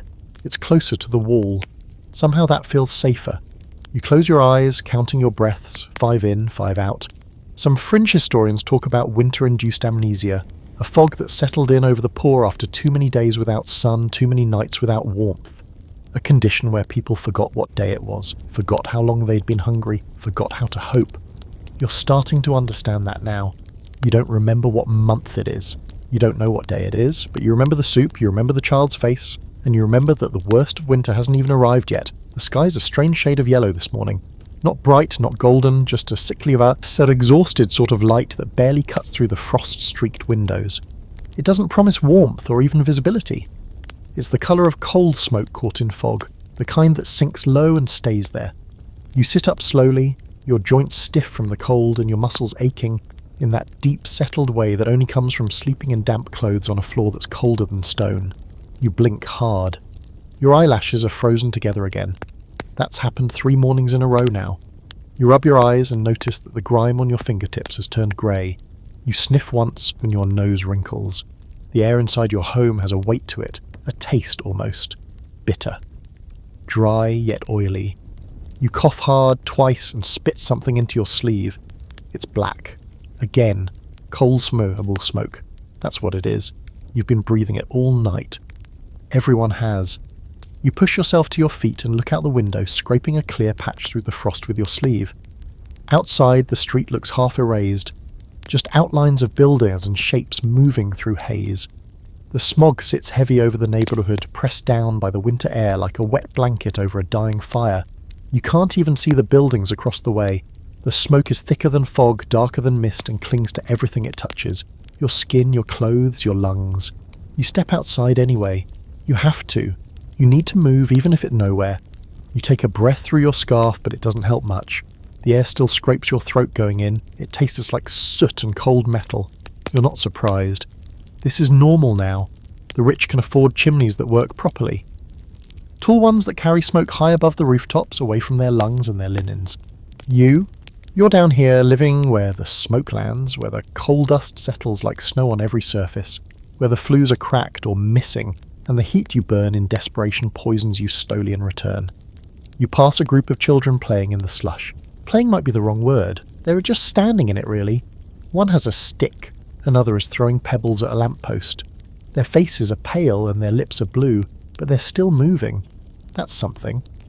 You hear one of them cough, a raspy, phlegmy bark that makes your own chest tighten, in sympathy. You keep walking, the city's breathing in smoke today. You can see it rolling out of chimneys and factory stacks. Hanging low, swirling in the alleys, it never rises. It just thickens. Everything's covered in a fine grey film. Carts, doors, even the snow, which has turned from white to ash-coloured, then black at the edges. You turn a corner and nearly run into a horse cart. The driver curses at you without looking. You step aside quickly, slipping on a patch of ice covered in coal grit. Your hip smacks the wall as you catch yourself, and for a second the pain shocks you into full awareness. That's one way to stay warm, you think. Blunt trauma. There's a baker near the square who sometimes hands out scorched loaves at the end of the day. You're hoping today might be one of those days. You reach the shop and plant yourself nearby, pretending to read a notice pasted to the wall. You're not alone. 3 others hover like moths, all pretending they aren't hoping for the same thing. None of you talk. A puff of warm air escapes when the baker opens the door. You smell it instantly, yeast, flour, something toasted. Then the door shuts, and it's gone. That 2-second whiff will have to last you. He doesn't hand out anything today. You walk away, stomach clenched and mood darker than the sky. Another pointless errand. There's a scholar, long dead now, who wrote about the second winter of the working class. Not the weather, but the pollution. The kind that settled into lungs and bones. The kind that lingered long after the snow melted. He argued that this invisible winter did more long-term damage than frostbite or hunger. You remember reading about him once, years ago. You laughed at the idea then, now you feel it in your bones. Your breath rattles when you exhale. Not a wheeze, not quite, but close. Your chest feels tight, like someone's placed a sack of gravel on it overnight. You cough again, hard enough that your vision blurs for a second. You lean against a lamppost and press your hand to your ribs. Still there, still sore. You used to think winter was about snow, maybe some ice, a bit of wind. Now you know better. Winter is this: black lungs, bitter air, chimneys belching poison into a scar that refuses to carry it away. You walk back home slower than usual. Every step is an effort, your legs heavy, your breath shallow. At one point you stop and rest against the bricks of a crumbling wall, watching the smog swirl in slow circles above your head. It feels like you're underwater. Everything muffled, every sound dull. Back inside, you close the door and don't bother removing your coat. The room's colder than before and you're too tired to shiver. You sink to the floor, the boards hard beneath you. You cough again. There's a warm tickle in your throat now, then something wet. You wipe your mouth with your sleeve. Blood. More than before. You stare at it for a long time, then you wipe it away. The funny thing is, It doesn't scare you, not really, not anymore, it feels inevitable. Just one more step down a staircase you didn't choose to descend. Some call it coal cough, some call it soot lung. Doctors might have called it bronchitis, if they'd ever come near a house like yours. But mostly, it's just the price you pay for breathing near the bottom of the ladder. You lean back and close your eyes. Your body feels heavier than ever. Outside, the smog keeps thickening.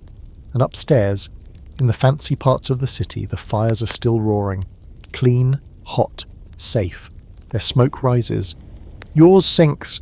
That's the difference. The first time you loitered for warmth, you felt ashamed. Like a thief. Not of money, but of heat. You'd pressed yourself up against the stone wall of a bakery vent, inhaling the steam like it was soup, trying not to look desperate even though your teeth were chattering and your fingers were curled like claws inside your coat. That shame faded quickly. Now, loitering is just part of your daily routine. You don't think of it as stealing anymore. You think of it as survival math. A few stolen seconds of warmth equals a few more minutes your body doesn't have to fight for itself. You're good at it now, finding little pockets of heat in a city that wasn't built to share it. There's the steam grate behind the print shop that hisses every morning. The laundry that vents warm air if you lean near the alley door.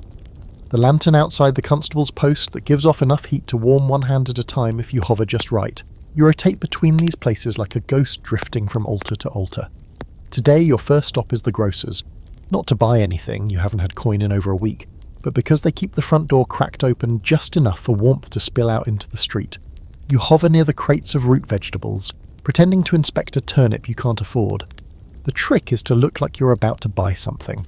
Not browsing, but deciding. Grocers tolerate you longer when you look indecisive.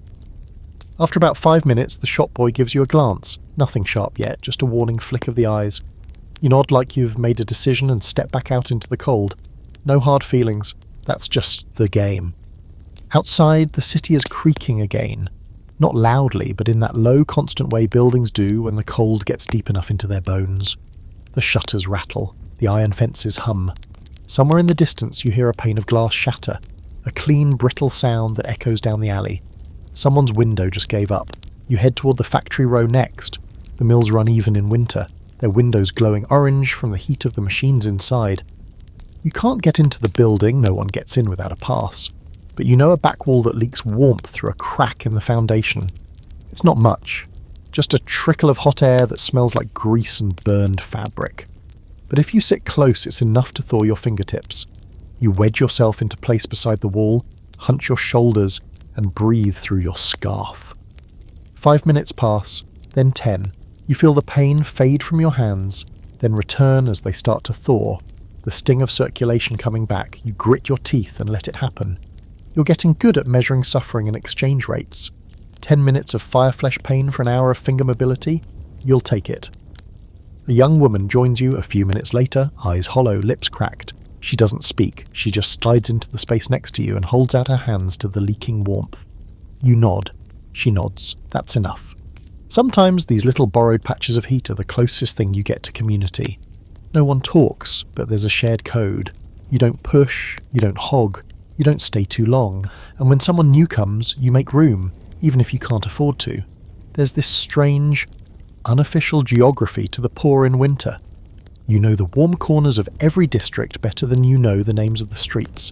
You could draw a map in your sleep, not of landmarks but of survival, where the heat spills out, where the guards look the other way, where the shadows stretch longest when the wind rises. It's not a city map, it's a weather map, a scavenger's atlas for people with nothing to burn but time. Historians rarely write about this. They talk about coal shortages and fuel prices, but they don't capture what it means to chase warmth like it's a moving target. They don't write about standing outside a bakery just for the privilege of thawing one cheek, or pressing your bare hands to the side of a horse for a second of body heat before the driver shoos you away. There's a boy you've seen more than once, maybe 9 or 10, who presses himself against the Beutler house wall for hours, not moving, just leaning into it with his arms folded like he's in love with the brick. You've seen him fall asleep there, standing. You've seen someone try to push him off and he's shoved back like a cornered animal. You get it. Later in the day, you try the train station. Not the front, where the guards would notice. You know a side entrance where the delivery staff wheeling coal. The vents there blow hot air for exactly 30 minutes after every shipment. You wait. You get 15 of those minutes before the foreman comes out and waves a broom at the group of you huddled there. "Move on, rats," he shouts, more tired than angry. You don't argue, you just disperse like mist. Another rule of loitering: never push it. There are only so many spots, and you can't afford to lose any. You walk off, hands still warm, breath still visible. There's a fringe belief in some circles that the poor developed a sort of sixth sense for temperature during hard winters. Not just noticing cold, but locating warmth. Like bloodhounds for fire. You believe it. Your body reacts before your brain now. You walk through a street and know, this wall is warm, that door leaks heat, this pipe is worth clinging to for 3 minutes. You think of it as your only real skill. By the time night falls, you've had 3 hot spots, 1 free ladle of watery broth, and half a crust of bread you found near the tram depot. A better day than most. You head back home with the kind of weariness that sinks deeper than your muscles. You're not tired from walking, you're tired from chasing heat. Your room greets you with its usual breath of icy warmth. The floor is colder than it was this morning. The rags in the window are stiff. You sit on the edge of the bed and peel your boots off slowly. 1 sock is soaked in blood. You don't even flinch anymore. Just peel it off and stuff the toe with cloth. It's not about comfort, it's about keeping everything attached. You crawl under the blanket, still wearing your coat. You wrap your scarf around your face and lie still. Your breath warms the air inside the fabric. You feel your own heat slowly filling that tiny space. It's not much, but it's yours. Today, you stole warmth from 6 different places, but in the end, you'll only keep the heat your body can hold. And that's the cruel truth. No matter how many fires you borrow, the cold always waits for you to come home. Your shoes are dying. Not like a metaphor, not in the poetic way people sort of talk about worn boots and hard lives. No, these are literally collapsing beneath you. Soles flapping like the mouths of dying fish. The leather cracked wide across the top. Laces long gone and replaced with bits of twine and blind optimism. You tried stuffing rags inside to keep your toes from scraping the ground, but the cloth soaked through days ago and now just holds the cold like a sponge. Today you step outside and you immediately feel the snow hit skin it shouldn't reach. Your right foot is completely exposed where the sole tore loose last night. You had hoped the cold would freeze the flap shut, but no such luck. You walk with a limp, trying to keep that foot lifted just slightly off the ground, which works for about 3 steps. Then the pain sets in, deep and immediate. Your toes feel like they're being pried apart by metal tongs. You don't stop walking though. You can't. If you stop, you freeze. That's the rule. You make it 2 blocks before you have to sit down. There's a stone step near the alley behind the brewery. You lower yourself onto it and pull your foot up onto your knee. It's not good. Your sock is frozen stiff, brown with old blood and something else. Maybe frostbite pus, maybe rot. You touch the skin through the hole in the sock. You feel nothing. That's worse than pain. Pain means there's still something to save. You look around, pretending you're just tying your shoe, as if anyone believes that anymore. The city moves around you, slow, grey, quiet. No one looks down, no one asks if you're okay. They have their own feet to worry about. You think about taking the sock off, just to check the damage, but you don't. You're scared of what you'll see. You've heard the stories, people peeling off layers of skin along with the fabric, toes coming off with boots. A boy down the block lost 3 last year. He used to joke that he walked lopsided now because winter played favourites. You stand up slowly, foot screaming even as it refuses to feel. You adjust the twine around your ankle to keep the flap from dragging, then walk on. The movement warms you, barely. Enough to keep you conscious, enough to keep your blood pumping. Maybe. There's a cobbler 2 streets down, you know him, or rather, you know his daughter. She once gave you a bit of stitching thread when your coat split down the back. You'd only exchanged a few words, but it was something. You think about stopping by there, asking if they've got anything discarded. Anything at all. 1 shoe even, mismatched. Doesn't matter. Something to keep your foot off the ice. But as you turn the corner, you hesitate. The shop front is clean, lamps burning in the window. Someone with real money is inside, being fitted. You see the edge of a polished boot, the glint of brass buckles. You know your reflection is somewhere on the glass, and you know what it looks like. A beggar, a liability. You step back into the shadow and wait for the customer to leave. They don't. You count to 60, then turn and walk away. You've stopped believing in help. Here's something not many know. In some parts of 19th century Europe, People wrapped their feet in straw during winter, not for comfort, but for survival. Straw was cheap everywhere and dry when you could find it. It acted as insulation. Poor man's wool, you've done it. The problem is, once it gets wet, it becomes just another layer of icy misery wrapped around your skin. There's another trick you've heard. Cutting cardboard to fit inside your shoe, creating a buffer between your foot and the sole. But cardboard's hard to come by in dry condition. Everything's damp. Everything freezes. Even the trash isn't what it used to be. You limp past a man selling old coats from a cart. Most are too large, too torn or too expensive. You glance down and see a single boot near the edge, cracked, laces missing, tongue stiff with grime. It's left foot only. Your right is the problem. Of course, still you ask. You got the other? The man squints. Nah, found that one in the snow. Yours for a halfpenny. You don't have a halfpenny, you don't argue, you move on. The idea of footwear as a luxury feels absurd until you don't have it. Then it becomes everything. Your foot is raw now. You feel the scrape of ice crystals with every step. Somewhere near the heel, the skin has split. You know that feeling too well. Cold skin doesn't stretch, it cracks. And when it does, it bleeds slowly, then freezes in a thin layer that keeps opening and reopening every time you take another step. There's a man curled in a stairwell near the train station. His boots are off. He's holding them against his chest like a child would hold a doll. He's barefoot. The skin of his feet is black and peeling. The toenails gone, the toes curled inward unnaturally. You stop for a moment, wondering if he's alive. He breathes. Barely. You don't speak to him. You just look down at your own foot and know you're not far behind. You turn toward home, slowly. Every step is a gamble now. Every sidewalk corner could be your last. You think about just sitting somewhere and not moving. Letting the cold do what it wants. Letting your body decide if it's had enough. But then you pass a bakery vent. Warm air, faint and greasy, drifts toward you. You stand near it for a full minute. You pull off your boot, remove the sock and hold your foot near the vent, just for a second. The heat stings immediately. Pain floods in, sharp, stabbing, electric. You grit your teeth and ride it out. You look away, pretending this is normal. It's not, but it's something. A historian once wrote that poverty is a narrowing of options until death feels like a reasonable choice. You think about that as you slip your ruined sock back on and retie the twine around your ankle. You're not dying today, not because you're brave, but because the wind hasn't taken everything yet. Back home, you collapse onto your bed, curling up like a question mark. Your foot throbs, your fingers twitch. You cover yourself in the last blanket you own, still damp, still and whisper thanks to no one in particular. Tomorrow, the same foot, the same boot, the same walk, and if not tomorrow, then the next. Because when you've got no shoes and no mercy, you walk anyway. There's a sound you start to recognise in winter. It's not the wind or the creak of beams or the rattling of window panes. That's background noise, a kind of cold weather static. No, this sound is smaller, quieter, but it sticks in your chest like a hook. It's the sound of a child coughing in the middle of the night.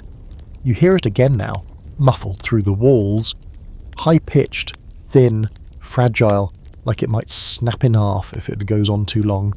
You freeze where you're sitting, half wrapped in a blanket on the floor, holding a crust of dry bread in one hand, chewing like a rat. You know that cough, not the specific child, but the pattern. 2 short hacks, then silence, then a deeper one from the belly. That's the sickness working its way inward. You don't even know which family it is. They're new. Moved into the unit down the hall just before the first snow. Mother, 2 children, maybe a third. They're quiet, keep to themselves. One of the boys is small, no more than 6. Big eyes. Always wrapped in a coat that used to be blue, now faded to the colour of dirty ice. You saw him 2 days ago sitting on the stairs eating something out of a tin can with his fingers. You nodded. He didn't nod back. Now he's coughing like his lungs are trying to climb out of his chest. You press your head back against the wall and close your eyes. You try not to listen, but you can't help it. Every time the cough cuts through the silence, your stomach knots tighter. Not because you can do anything about it. You can't. But because there's a kind of helplessness that sticks to you like frostbite. You know what's happening. You know how this ends, and you can't stop it. It's worse for children. Everyone knows it. Their bodies are smaller, thinner, faster to lose heat. A cold that would knock you flat for a day can bury a child in less than a week. Their immune systems can't keep up, not when there's mould in the walls and no fire in the hearth. You've seen it before. and you're seeing it again, even if you're not looking. You try to sleep, but it's hard to sleep when you're listening for the cough to stop, because when it stops, that's when it's either too late, or much, much worse. There's an awful truth to winter in places like this. Children are the first to go. They're the canaries in the coal mine, the first to feel the bite of the cold, the first to fall when the food runs out, the first to catch the sickness that starts as a sniffle and ends in silence. Every tenement has seen it. Every poor district. Every slum. It's not talked about in school books. Not really. But look into the old census records and you'll see it plain as day. Child mortality spikes every time the temperature drops below freezing. And it's not just from disease. It's from exposure, malnutrition, smoke inhalation, unsafe sleeping arrangements, and the 1,000 small failures of a world that won't lift a finger to save the smallest among us.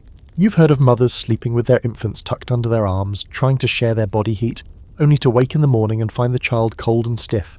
No scream, no struggle, just a quiet fading in the night. Some say it's peaceful. You're not so sure. You rise to your feet, bones cracking, and move to the window. It's snowing again. Fat flakes falling slowly, blanketing the alley in deceptive softness. From up here it looks gentle, clean, but you know better. That snow will weigh down the roof, it'll clog the chimney, it'll seep in through the gaps in the windows, and under it all, the cold will wait patiently. You think again of the boy in the stairwell, big eyes, no gloves, always holding his hands in his armpits like he was trying to hide the fact that he still had fingers. You consider knocking on their door, offering something, but what would you give? Your blanket, your bread, your own heat? There's a cruel math to it all. One life for another. One warm bed or none. In these conditions, generosity isn't just difficult, it's dangerous. It shortens your odds, and yet, that cough. You reach for the crust of bread you tucked away earlier. You stare at it for a moment. Then you wrap it in a scrap of cloth and step into the hallway. The floorboards groan under your feet, and the wind rushes past the cracked window near the stairs like it's trying to warn you away. You ignore it. You knock once, softly. No answer. You knock again. After a long pause, the door creaks open just enough for one eye to peek through. It's the mother. She looks tired in a way that's older than age. Hair matted, lips pale, eyes hollow. You hold out the bundle without speaking. She takes it slowly. Doesn't say thank you. Just nods once. You nod back. Then you walk away, back into your own room, where nothing has changed except the temperature in your heart. You sit back down and pull the blanket over your shoulders. You try to forget what you heard. But now you're listening harder. Not for the cough, but for silence. You wonder what kind of world this is, where giving a piece of bread feels like martyrdom, where you can't afford to help and can't afford not to, where death comes wrapped in a child's wheeze, and winter is a thief that always starts small. A historian once argued that child mortality in lower-class urban areas during harsh winters wasn't a tragedy. It was an expected demographic adjustment. You remember reading that and wanting to throw the book into a fire. But you didn't have a fire, and the book was from the library. So instead you just closed it and sat in the cold, wondering how someone could turn human suffering into a spreadsheet. The boy's coughing again, weaker now. You lie back on your bed, arm over your eyes. Tomorrow, if he's still breathing, you'll find another crust. If not, well, winter always makes room for one more empty bed. You've always had mixed feelings about charity. Not the kind where someone shares a crust of bread or a warm spot on a stoop. That's survival. That's solidarity. That's the kind of kindness that costs something, what little it's worth, and still gets given anyway. No, your issue is with the other kind of charity. The kind that wears fur-lined gloves while ladling soup. The kind that smells of perfume and guilt. The kind that arrives in horse-drawn carriages once a month, handing out stale loaves and pity through barely cracked windows. It's Alms Day today, or so the little chalkboard says propped outside the mission house. You noticed it on your way back from the factory gates. Another morning of rejection, another dozen bodies ahead of you. The word was spelled in tight, neat letters. Alms today, 11/22, no loitering. That last part was underlined twice. You debate even showing up. Half the time it's not worth it. Cold bread, the occasional blanket riddled with holes, a lecture about moral hygiene. But the other half of the time it's something real. A thick pair of socks, a half-pound of dried beans, once even a coat that only had one missing button. And you're out of everything. So, at 10:45 you take your place in line outside the mission doors. The line already curls around the corner, filled with people you've come to recognise not by name but by limp, by cough, by coat. There's the man with the crooked back who always wears two hats stacked together. The woman who mutters numbers under her breath, always counting something invisible. A boy missing 3 fingers. You nod to a few of them, not friendly, just acknowledgement. Everyone here is standing in their shame together. You don't need introductions, the air stinks of coal smoke and desperation. You shift from foot to foot, trying to keep your toes from going numb again. A girl behind you is crying quietly, that muffled sound you recognise as hunger, mixed with exhaustion. Her mother rubs her back, whispering promises she probably can't keep. You try not to listen. But everything echoes when you're cold. The doors open at 11 sharp and the line moves in slow, bitter pulses.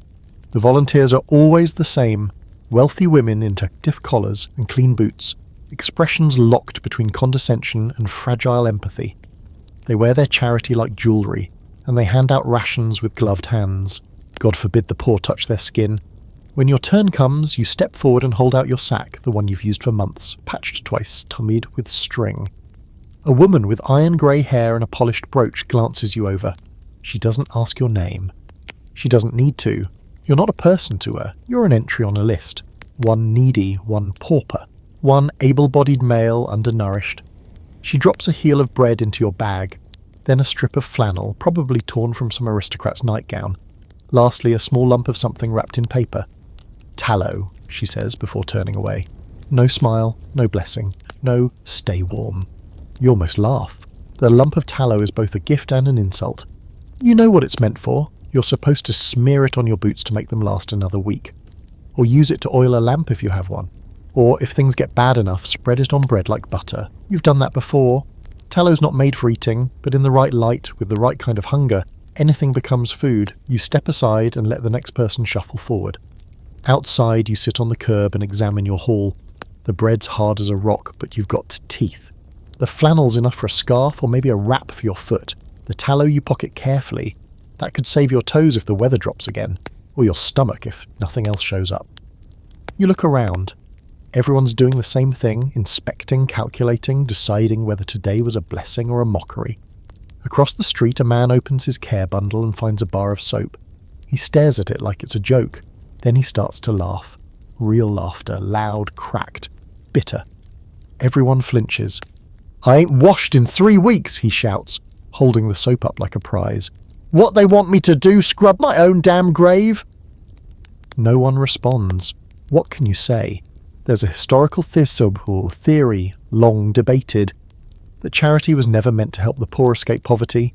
It was designed to manage them, to keep them quiet, to keep them in line. Food enough to live, not enough to question. Blankets enough to shiver, not enough to leave. And above all, to remind you who's in charge. Because every loaf handed out with a grimace is another reminder that your life depends on someone else's fleeting sense of generosity. You felt that firsthand. You remember the first time you went to a charity house? You were 13. Your father had died the previous spring, coal dust in his lungs probably, and your mother hadn't eaten in 2 days. You walked to the front steps with a tin can in your hands and waited to be noticed. When they finally opened the door, the woman who answered didn't look at you, she looked through you. You've carried that feeling ever since, and yet here you are again, taking the scraps. Because when you're freezing, when your body aches and your stomach is a hollow drum, pride is a luxury you can't afford. You tell yourself you'll give something back someday, that when you're able, you'll hand someone a blanket without waiting for their thanks. But today, you just go home and wrap the flannel around your leg like a bandage, bite into the bread and try not to break a tooth. Night falls early again. The room's colder than yesterday. You light a stub of candle using the last bit of match you've saved and hold your hands over the weak flame. You don't think of the woman with the brooch. You don't think of her clean gloves or her distant eyes. You think of the soap. You think of the laughter. And you think about what it means to be helped only just enough not to die. You told yourself you'd never end up here. Not because you were better than anyone else, not because you had a plan, but because, somehow, you thought you'd stay lucky, or invisible, or outside of it. The workhouse was always something that happened to other people. The drunks, the ones who gave up, the ones who'd already lost everything. But winter doesn't care about resolve. It grinds you down slowly, methodically, until all the lines you drew in the sand get buried beneath snow and survival. You stare up at the grey stone building, its chimneys puffing smoke into the sky like stums. No sign, no decoration. Just block after block of cold walls and narrow windows. You could pass it 100 times and never notice it unless you knew to look. But now that you're standing in front of it feels enormous. Not in size, in weight. You don't knock. There's nothing to knock on. You just step into the front corridor, boots sloshing from the thawed slush on the street. A man behind a desk looks up, bored and blinking. His coat is too clean, too neat, as if the chill and the dirt outside can't quite touch him. "Name," he says, not unkindly. You hesitate, not because you forgot it, but because something about speaking it here feels like the final surrender. You tell him anyway. He asks a few more questions. Age, occupation, any dependence, any illness. You lie on the last part just slightly. You say your cough is better. You don't want them thinking you're too close to death. They are not a hospital. They'll throw you back into the street if they think you're past the point of return.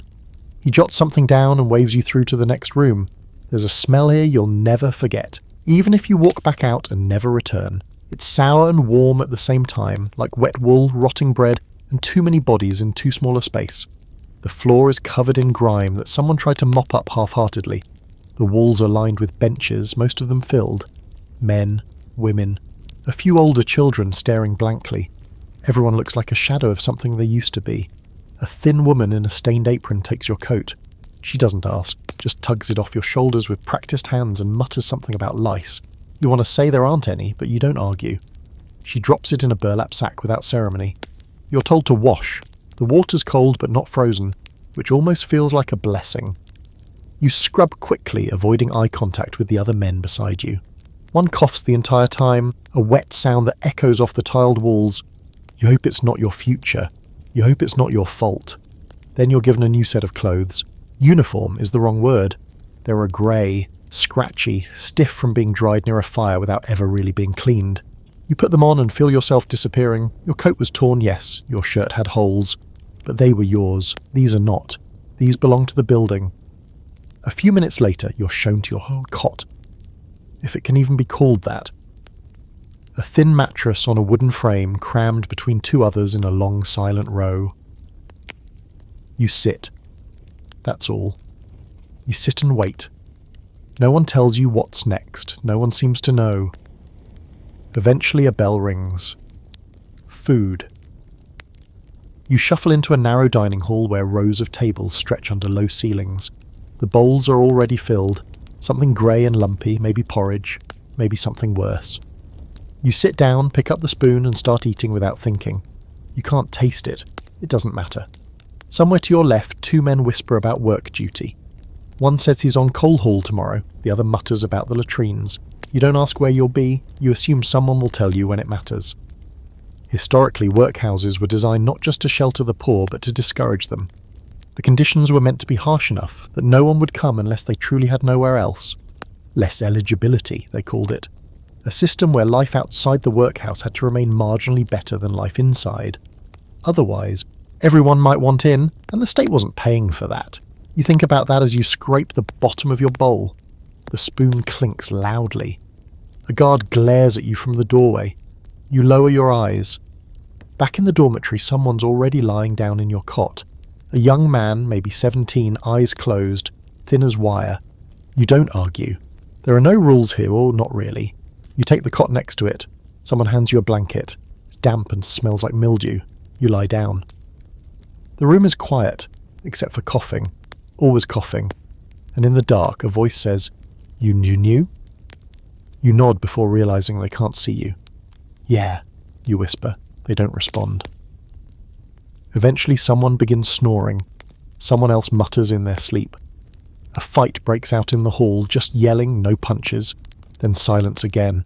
Your back aches. Your throat burns. You stare at the ceiling and count the cracks. You told yourself you'd never end up here, but the truth is, most people don't fall into the workhouse. They get pushed, bit by bit, inch by inch. Frozen toes, empty bowls. Doors that stayed closed one too many times. Tomorrow they'll tell you what job you're doing. It'll be hard, it'll hurt, it might kill you. But at least it'll keep you here another day. At least there's a roof, a bowl, a cot, and somehow that counts as mercy. There's something primal about the way winter makes you feel hunted. Not just by cold, not just by hunger, but by everything that circles outside the line between barely alive and not quite dead. And some days, like today, you wonder if something out there can smell your weakness. It's not paranoia, it's just winter logic. The slower you move, the more likely something is to catch you. And right now, you're moving slow. It started this morning with a sound outside the workhouse, low and distant. A kind of howl. Not the wind this time. It was fuller than that. Heavier. You paused on your way out to your assigned job, shoveling ash out of a coal chute, and looked toward the edge of the yard. Nothing, just snow and tracks and soot-stained footprints disappearing into grey distance. The guard told you to keep moving. You did. But you still heard it again, later. Closer. The others noticed too. Someone whispered that a dog had been spotted near the river. A big one, mangy, mean. Someone else said it wasn't a dog at all, but a wolf that had wandered down from the northern woods, starved out of its den by the snow. You laughed at first. A wolf in the city, but then again, you've seen stranger things this winter. The truth is, predators don't always walk on 4 legs. The longer you live in the lower cracks of society, the more you realise winter doesn't just sharpen the cold, it sharpens people too. You learn which alleys to avoid after dark, which men linger too long near the breadline, which children have already stopped acting like children. You learn the quiet body language of threat, the subtle shift from hunger to wanting something that doesn't belong to you. Back in the old neighbourhood here, you used to know a man called Rook. Broad shoulders, heavy coat, always wore gloves, even when it wasn't cold. No one knew where he lived, he just appeared, usually when someone was at their worst. Offered help, a place to stay, a meal sometimes, but there were always strings, and when those strings pulled tight, people disappeared. You think of Rook today, when you see a group of men standing at the corner outside the workhouse fence. Not guards, not workers, just watching. One of them nods when he sees you. It's not a greeting, it's a mark. You know what it means. You look away and keep walking. There's a long-standing myth that wild animals don't come near cities in winter, that the noise and stone and smoke keep them away. But history says otherwise. During particularly bad freezes, wolves were spotted at the edges of Paris. Boars wandered into London's outskirts during the food shortages. Even bears, once in northern Russia, desperate enough to dig through waste heaps beside peasants who were doing the same. You're not saying there's a wolf outside the city walls right now, you're saying it wouldn't surprise you. Because everything's starving. Everything's desperate. Even the animals that used to be scared of people are starting to realise the balance has shifted. We're not on top anymore. Not down here. Not when you're wrapped in rags and bleeding from cracked skin and coughing blood into a blanket you share with the 4 other men. Not when even dogs look at you like meat. And then there's the literal kind. The human wolves. The ones who linger near the soup line and follow you home. The ones who offer you warmth in exchange for a favour. The ones who size you up not for a job, but for whether you're weak enough to rob. You've escaped that a few times now, not because you're fast, but because you've learned how to look unfazed. Confidence is a costume. You wear it to stay uneaten. Today you're assigned to carry wood from the workhouse yard to the storage room. It's the kind of job they usually give to the stronger ones, but you've lost so much weight that they have mistaken your narrowness for strength. You don't correct them. You need the heat of the work, even if your arms tremble by the 3rd trip. Outside, the snow is hard and brittle underfoot. The wind whistles low and constant. As you bend to lift another stack of kindling, you notice something at the edge of the yard. Tracks. Not boot prints, not horseshoes, paw prints, large and fresh. You stare at them for a second longer than you should. The man beside you spits in the snow and shrugs. Could be a big dog, he mutters. You nod. Could be. But deep down, something twists. You know what you saw, and more importantly, you know the way the others are pretending not to have seen it. Pretending is the last refuge of people who can't afford to panic. Back inside, the men talk in hushed tones. Not about wolves, about ration theft, about one of the workers disappearing after leaving late last night, about someone breaking into the infirmary for pain tincture.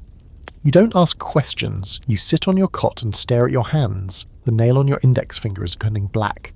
You press it gently, no pain. That's probably worse than pain. Night comes fast again. It always does now. The grey turns to pitch like someone flipped a switch.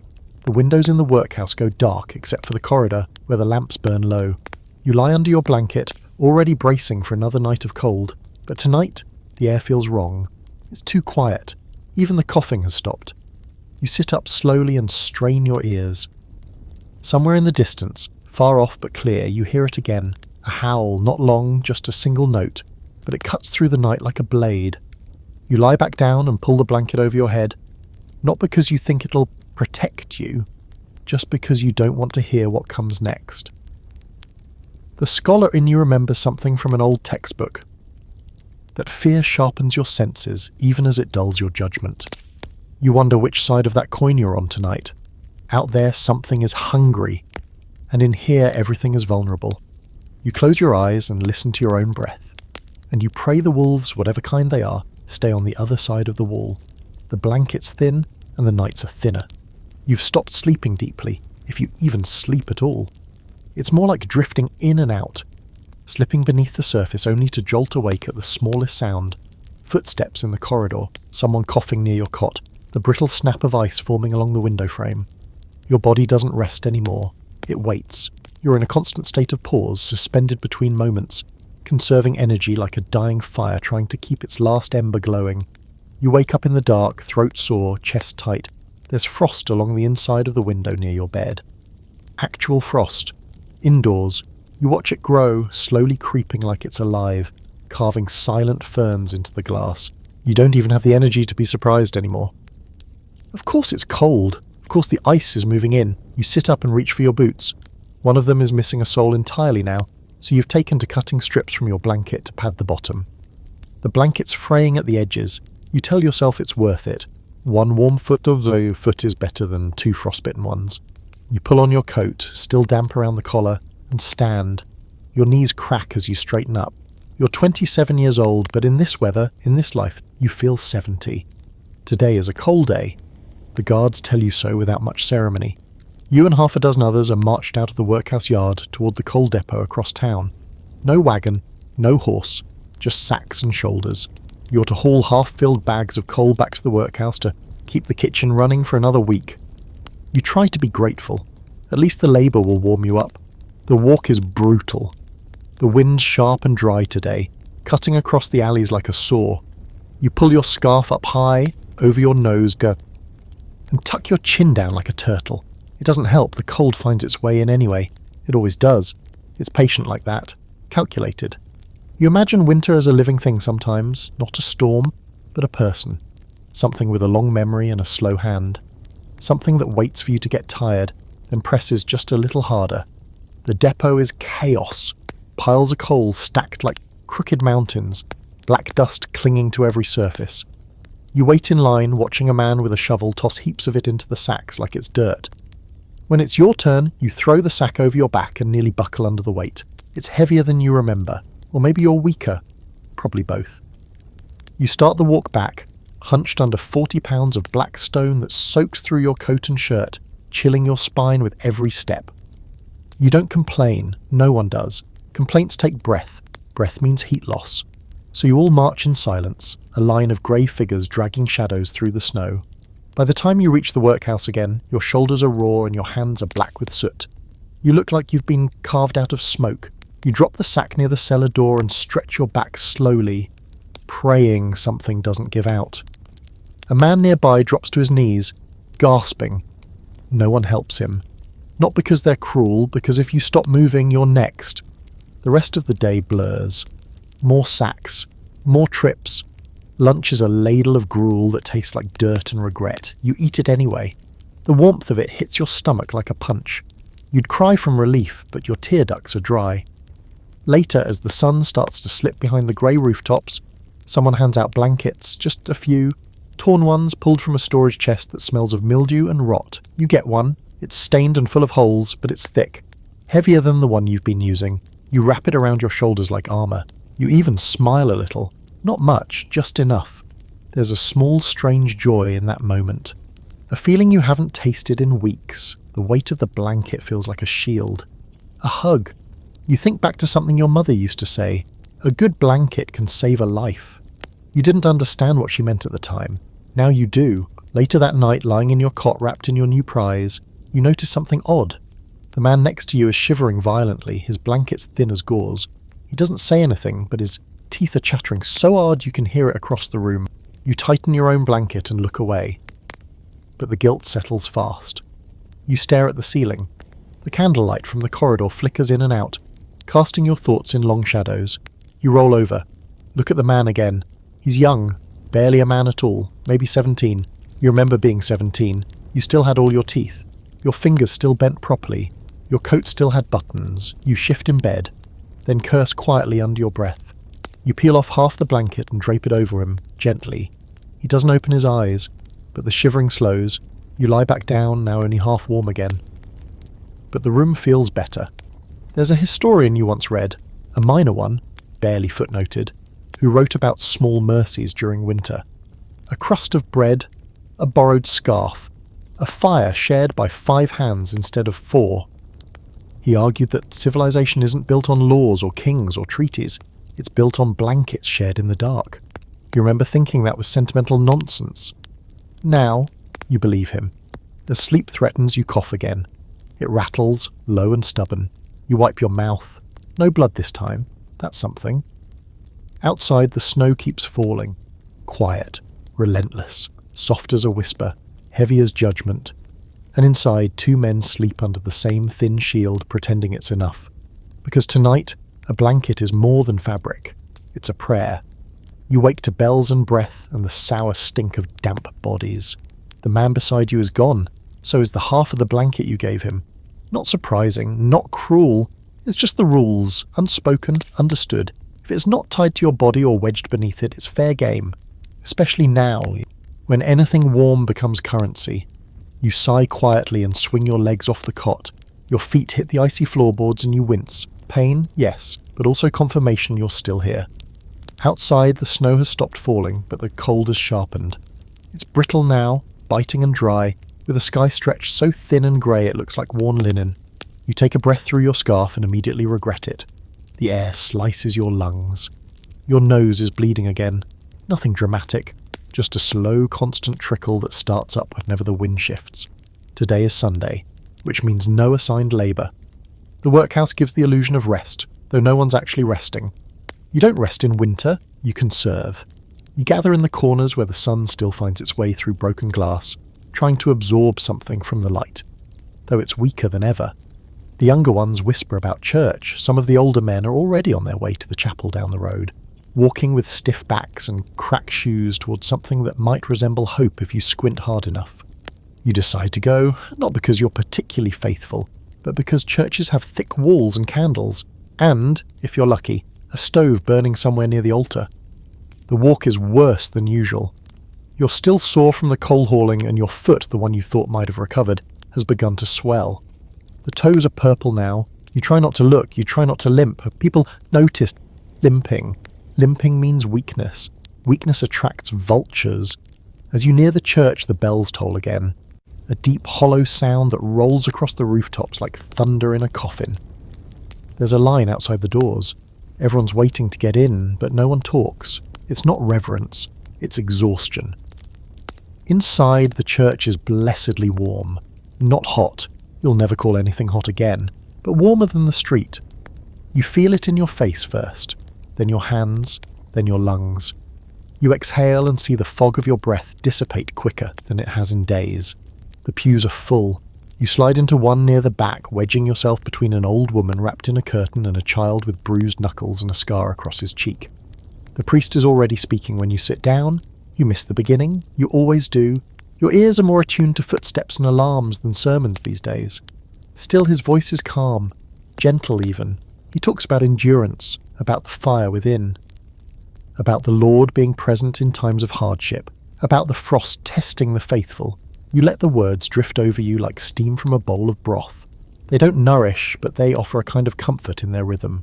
You glance around. Some are praying, some are crying, some are just sleeping with their heads bowed, trying to steal a moment of warmth. No one gets judged here, at least not today. The church is one of the few places where desperation doesn't stick to you like a smell. Mid-sermon, the priest steps down and begins lighting candles along the front rail. One by one, golden flames flicker to life. You watch the light dance along the stained glass, transforming dull grey into flashes of red and blue. It's beautiful and it hurts, because beauty like that feels like it belongs to a different world, one you left behind. Or were never invited into.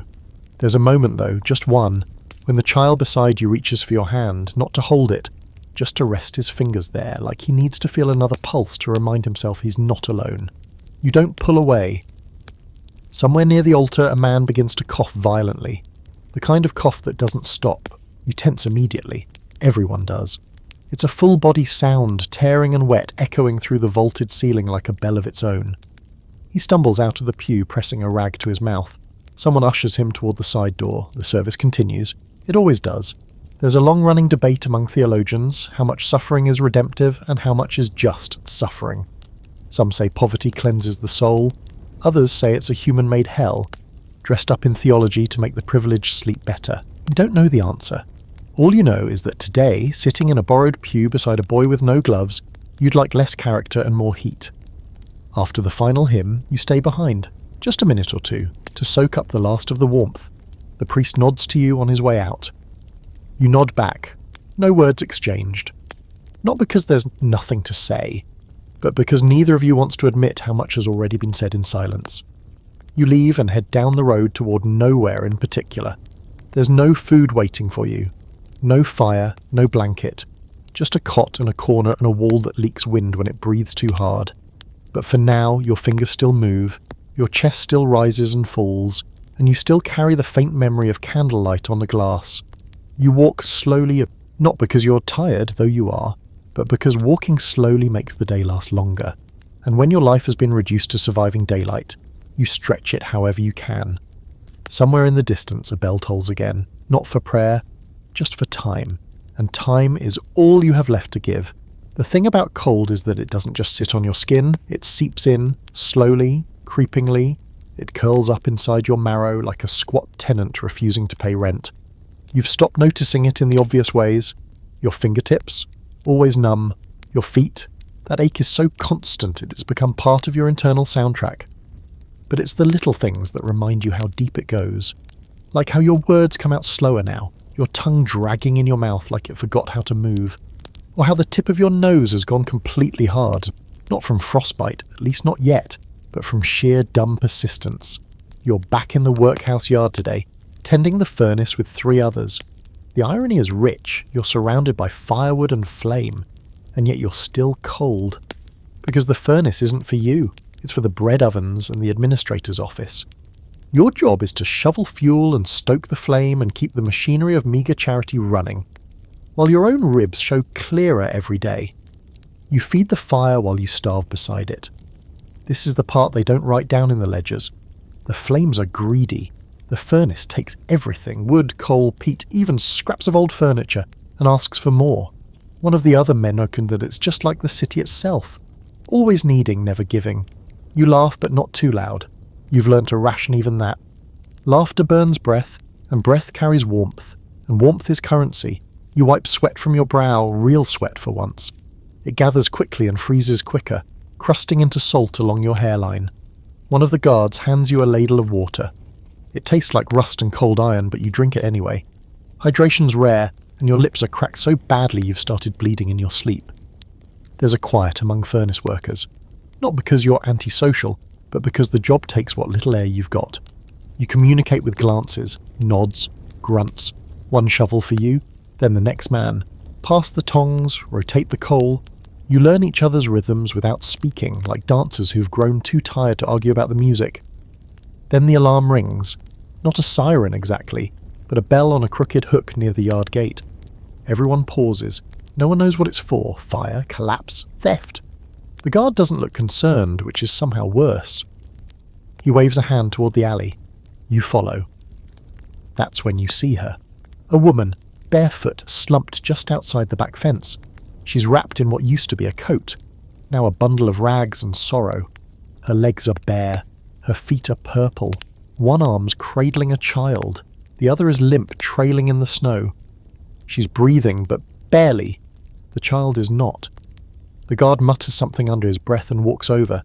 He squats beside her, checks her pulse, lifts the child gently. Then he stands and looks at you. "Well," he says, "don't just stand there." You're not sure what he means. Help? Witness. Ignore? Eventually, 2 of you carry her inside. The child, they say, is already gone. No need to move him. Someone will collect the body later. Just another name on the winter's list. Just another tragedy with no time for a funeral. You set the woman down near the furnace, not too close because sudden heat on frozen flesh is dangerous. You learned that early. Too quick a thaw can rupture skin, cause seizures. You've seen someone die from kindness that came too fast. Someone brings a blanket, you offer your water. The woman doesn't open her eyes, but her lips move. You think she's whispering a name, or maybe it's just a sound. She clutches the empty bundle of cloth tighter. For a moment, you imagine she doesn't realise the child is gone, or maybe she knows, and just needs to hold on to something. You sit beside her for a while, long after the others return to stoking. The guard doesn't tell you to move. He's seen this scene too many times to rush it. You think of your own mother. You can't picture her face anymore, not clearly. But you remember the way she wrapped your hands in scraps before sending you out in the snow. Said it wasn't much, but it was love, all the same. And that's what this woman's doing now, holding nothing like it's everything, trying to keep love from freezing. Some fringe scholars once argued that in times of famine or deep cold, human empathy declines, that scarcity shrinks compassion, that it becomes a burden people shed in favour of survival. You think about that now, you think of how many people stepped over this woman to get to the mission house, how many turned their eyes away so they wouldn't have to see what you're seeing. Maybe it's true, maybe empathy does shrink, but yours hasn't, at least not yet. You look at her again, still breathing, still clutching. You wrap your extra scarf around her legs and tuck the edges beneath her hips, creating a tiny cocoon. A useless gesture, maybe, but something about it feels necessary, like defying the cold, even if just symbolically. Eventually, one of the nurses comes and guides her away, somewhere quieter, somewhere warmer, maybe even somewhere merciful. You don't ask where, you don't want to know if the answer is nowhere. You return to the furnace, pick up your shovel, and keep feeding the flame. This time, though, you imagine it differently. The fire isn't just machinery anymore. It's protest, a refusal, a thing that pushes back against the cold, even if it only buys you minutes. As night falls, the wind picks up. Snow begins to drift through the broken gaps in the yard's fencing. The flames crackle. You watch them dance and wonder how many people will be lost tonight. How many are already lying somewhere beneath the snow, slowly vanishing. Then you imagine the woman. You imagine she's still alive, still holding, still warm. It's not much, but neither is a flame, until it isn't. There's a saying you heard once muttered by an old man wrapped in burlap near the docks. Cold don't kill you fast, it just convinces you to stop trying. At the time, you brushed it off as the kind of bleak poetry people adopt when they've got nothing left to lose. But now you understand it. It's not about frostbite or shivering to death under a staircase. It's about surrender. The quiet kind, the creeping kind, the kind where you just stop showing up. That's what today feels like. You're meant to report for ash duty again. Third day in a row. Normally you'd be relieved. It's indoors, at least partially, and comes with brief proximity to a furnace. But this morning your body doesn't want to rise. Your legs feel heavier than they should. Your breath comes short and shallow, and there's a sharpness in your side. Like someone slid a blade between your ribs and left it there, just to make each inhale a test. You sit up anyway. The blanket is gone again. Probably traded during the night. You're not even angry, you're just tired. The kind of tired that buries itself into your jaw, your spine, your thoughts. The floor is cold, your boots are stiff, you jam your feet into them and don't bother checking for blood today. If your toes are still attached, you'll know by sundown. If not, well, that solves the boot problem. You make it halfway to the assignment room before you stop. Just stop. In the middle of the hall, next to a cracked window and a rusted pipe that drips at its own lazy rhythm. Your body sags against the wall. No one says anything. People pass you like they pass piles of snow, seen, but not acknowledged. You're part of the scenery now. A few minutes later, the head steward comes by, thin, angular, with eyes that never settle long enough to feel human. He glances at you once, scribbles something on a pad and walks on. That's it. That's the check-in. You don't exist unless they need to count you for rations or labour. You end up in the infirmary, not because you were told to go, but because it's warm and you've started coughing again. The wet kind, the kind with colour. You hack into your scarf and keep the rag pressed close so no one sees. The infirmary is a strange place, too quiet for comfort, too crowded for rest. Cots jammed together, some occupied, some not. The not ones always feel like promises, or warnings. You find a space near the back beside a woman whose skin is stretched so thin over her bones she looks like a paper lantern. Her eyes are open but unfocused, breathing but barely. A nurse checks on you once, young, distracted, kind in a mechanical way. She presses a hand to your forehead, frowns, then moves on. You're not sick enough yet. Not for treatment, not for concern. You're in the in-between zone, the grey area where they just watch and wait to see which way your body leans. You curl up on the cot and listen. There's a man across the aisle muttering to himself. Numbers mostly. You've seen him before. Used to be a bookkeeper, they say, before the factory burned down and took half his mind with it.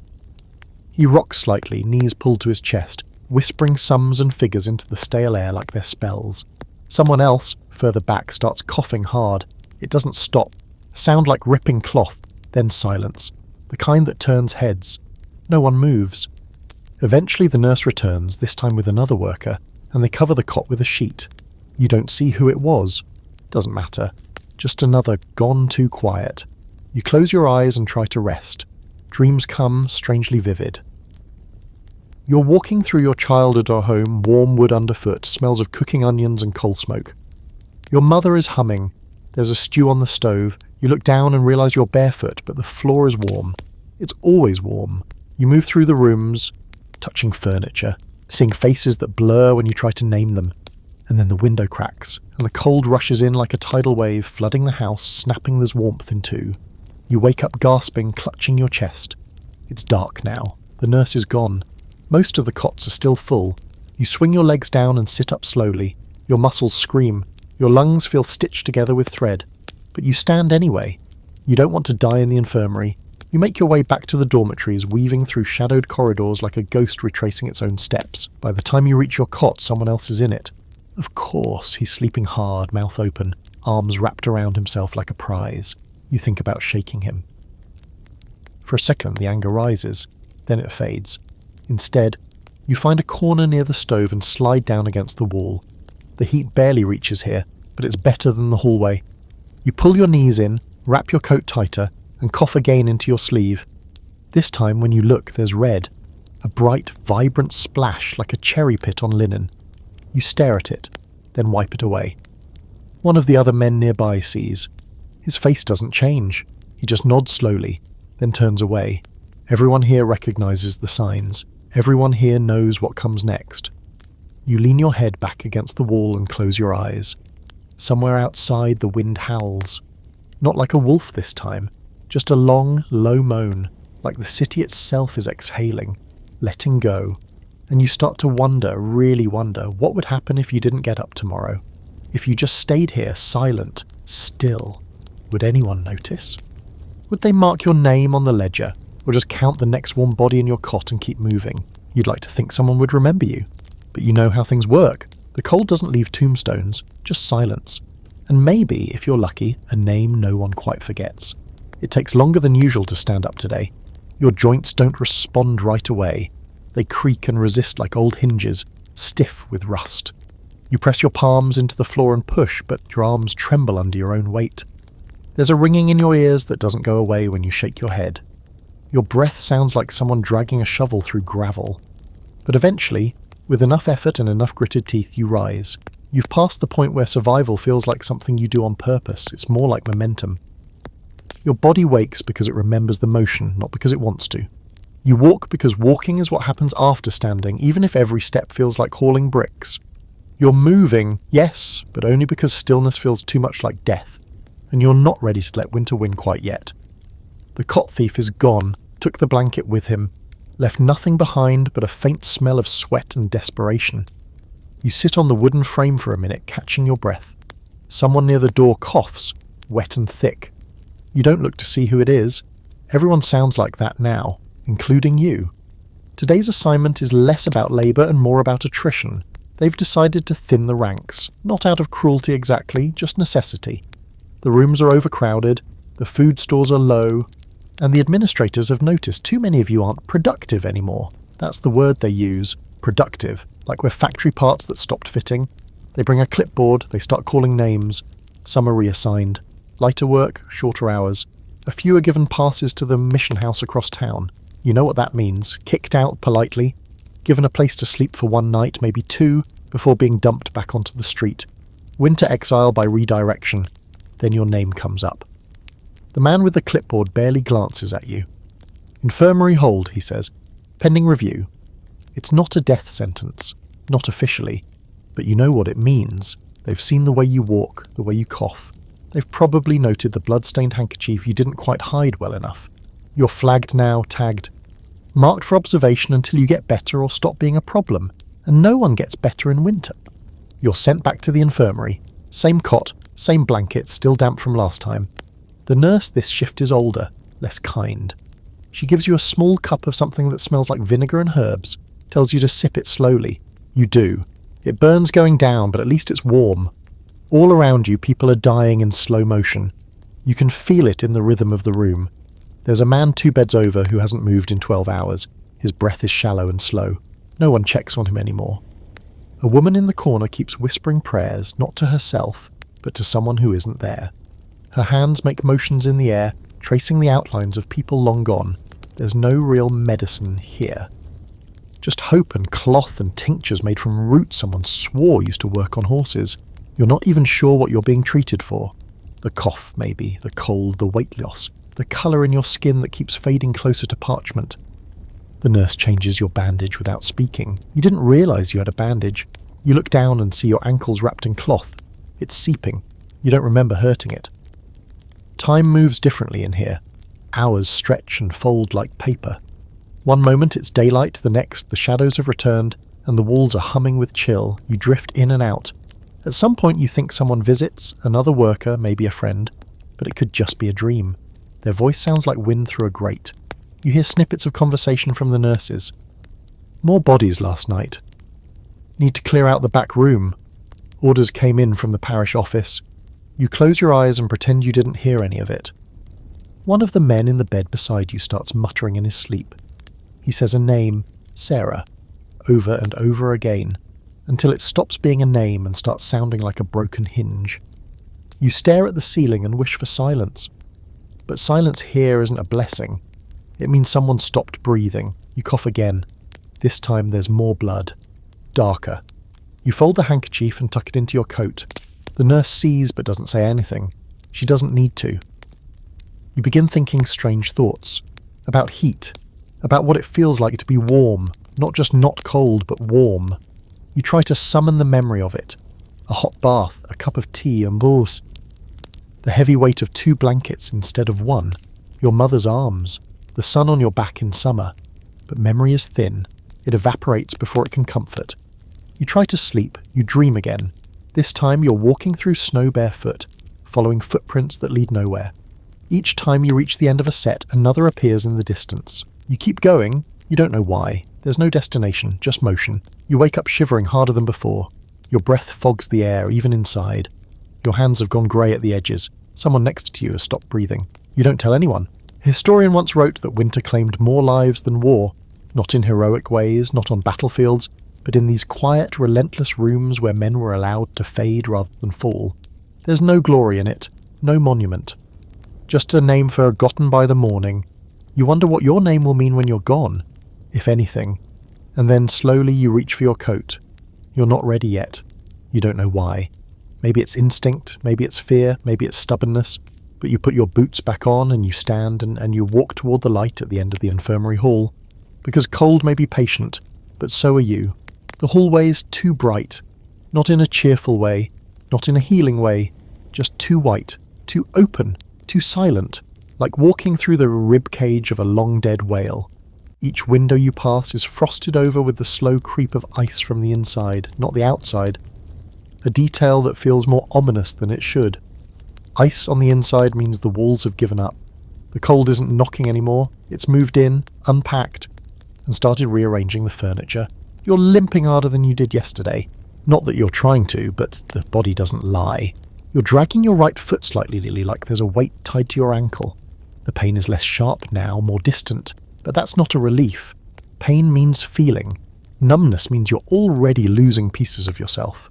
You imagine your toes like tiny statues, white and brittle, cracking quietly with each step. You're not sure where you're going. You just keep walking, away from the infirmary, away from the staring faces and the whispers and the beds waiting for you to stop breathing. You pass a half-broken mirror in one of the halls and catch your reflection by accident. It stops you cold. You barely recognise yourself. The face is yours, sure, but hollowed out.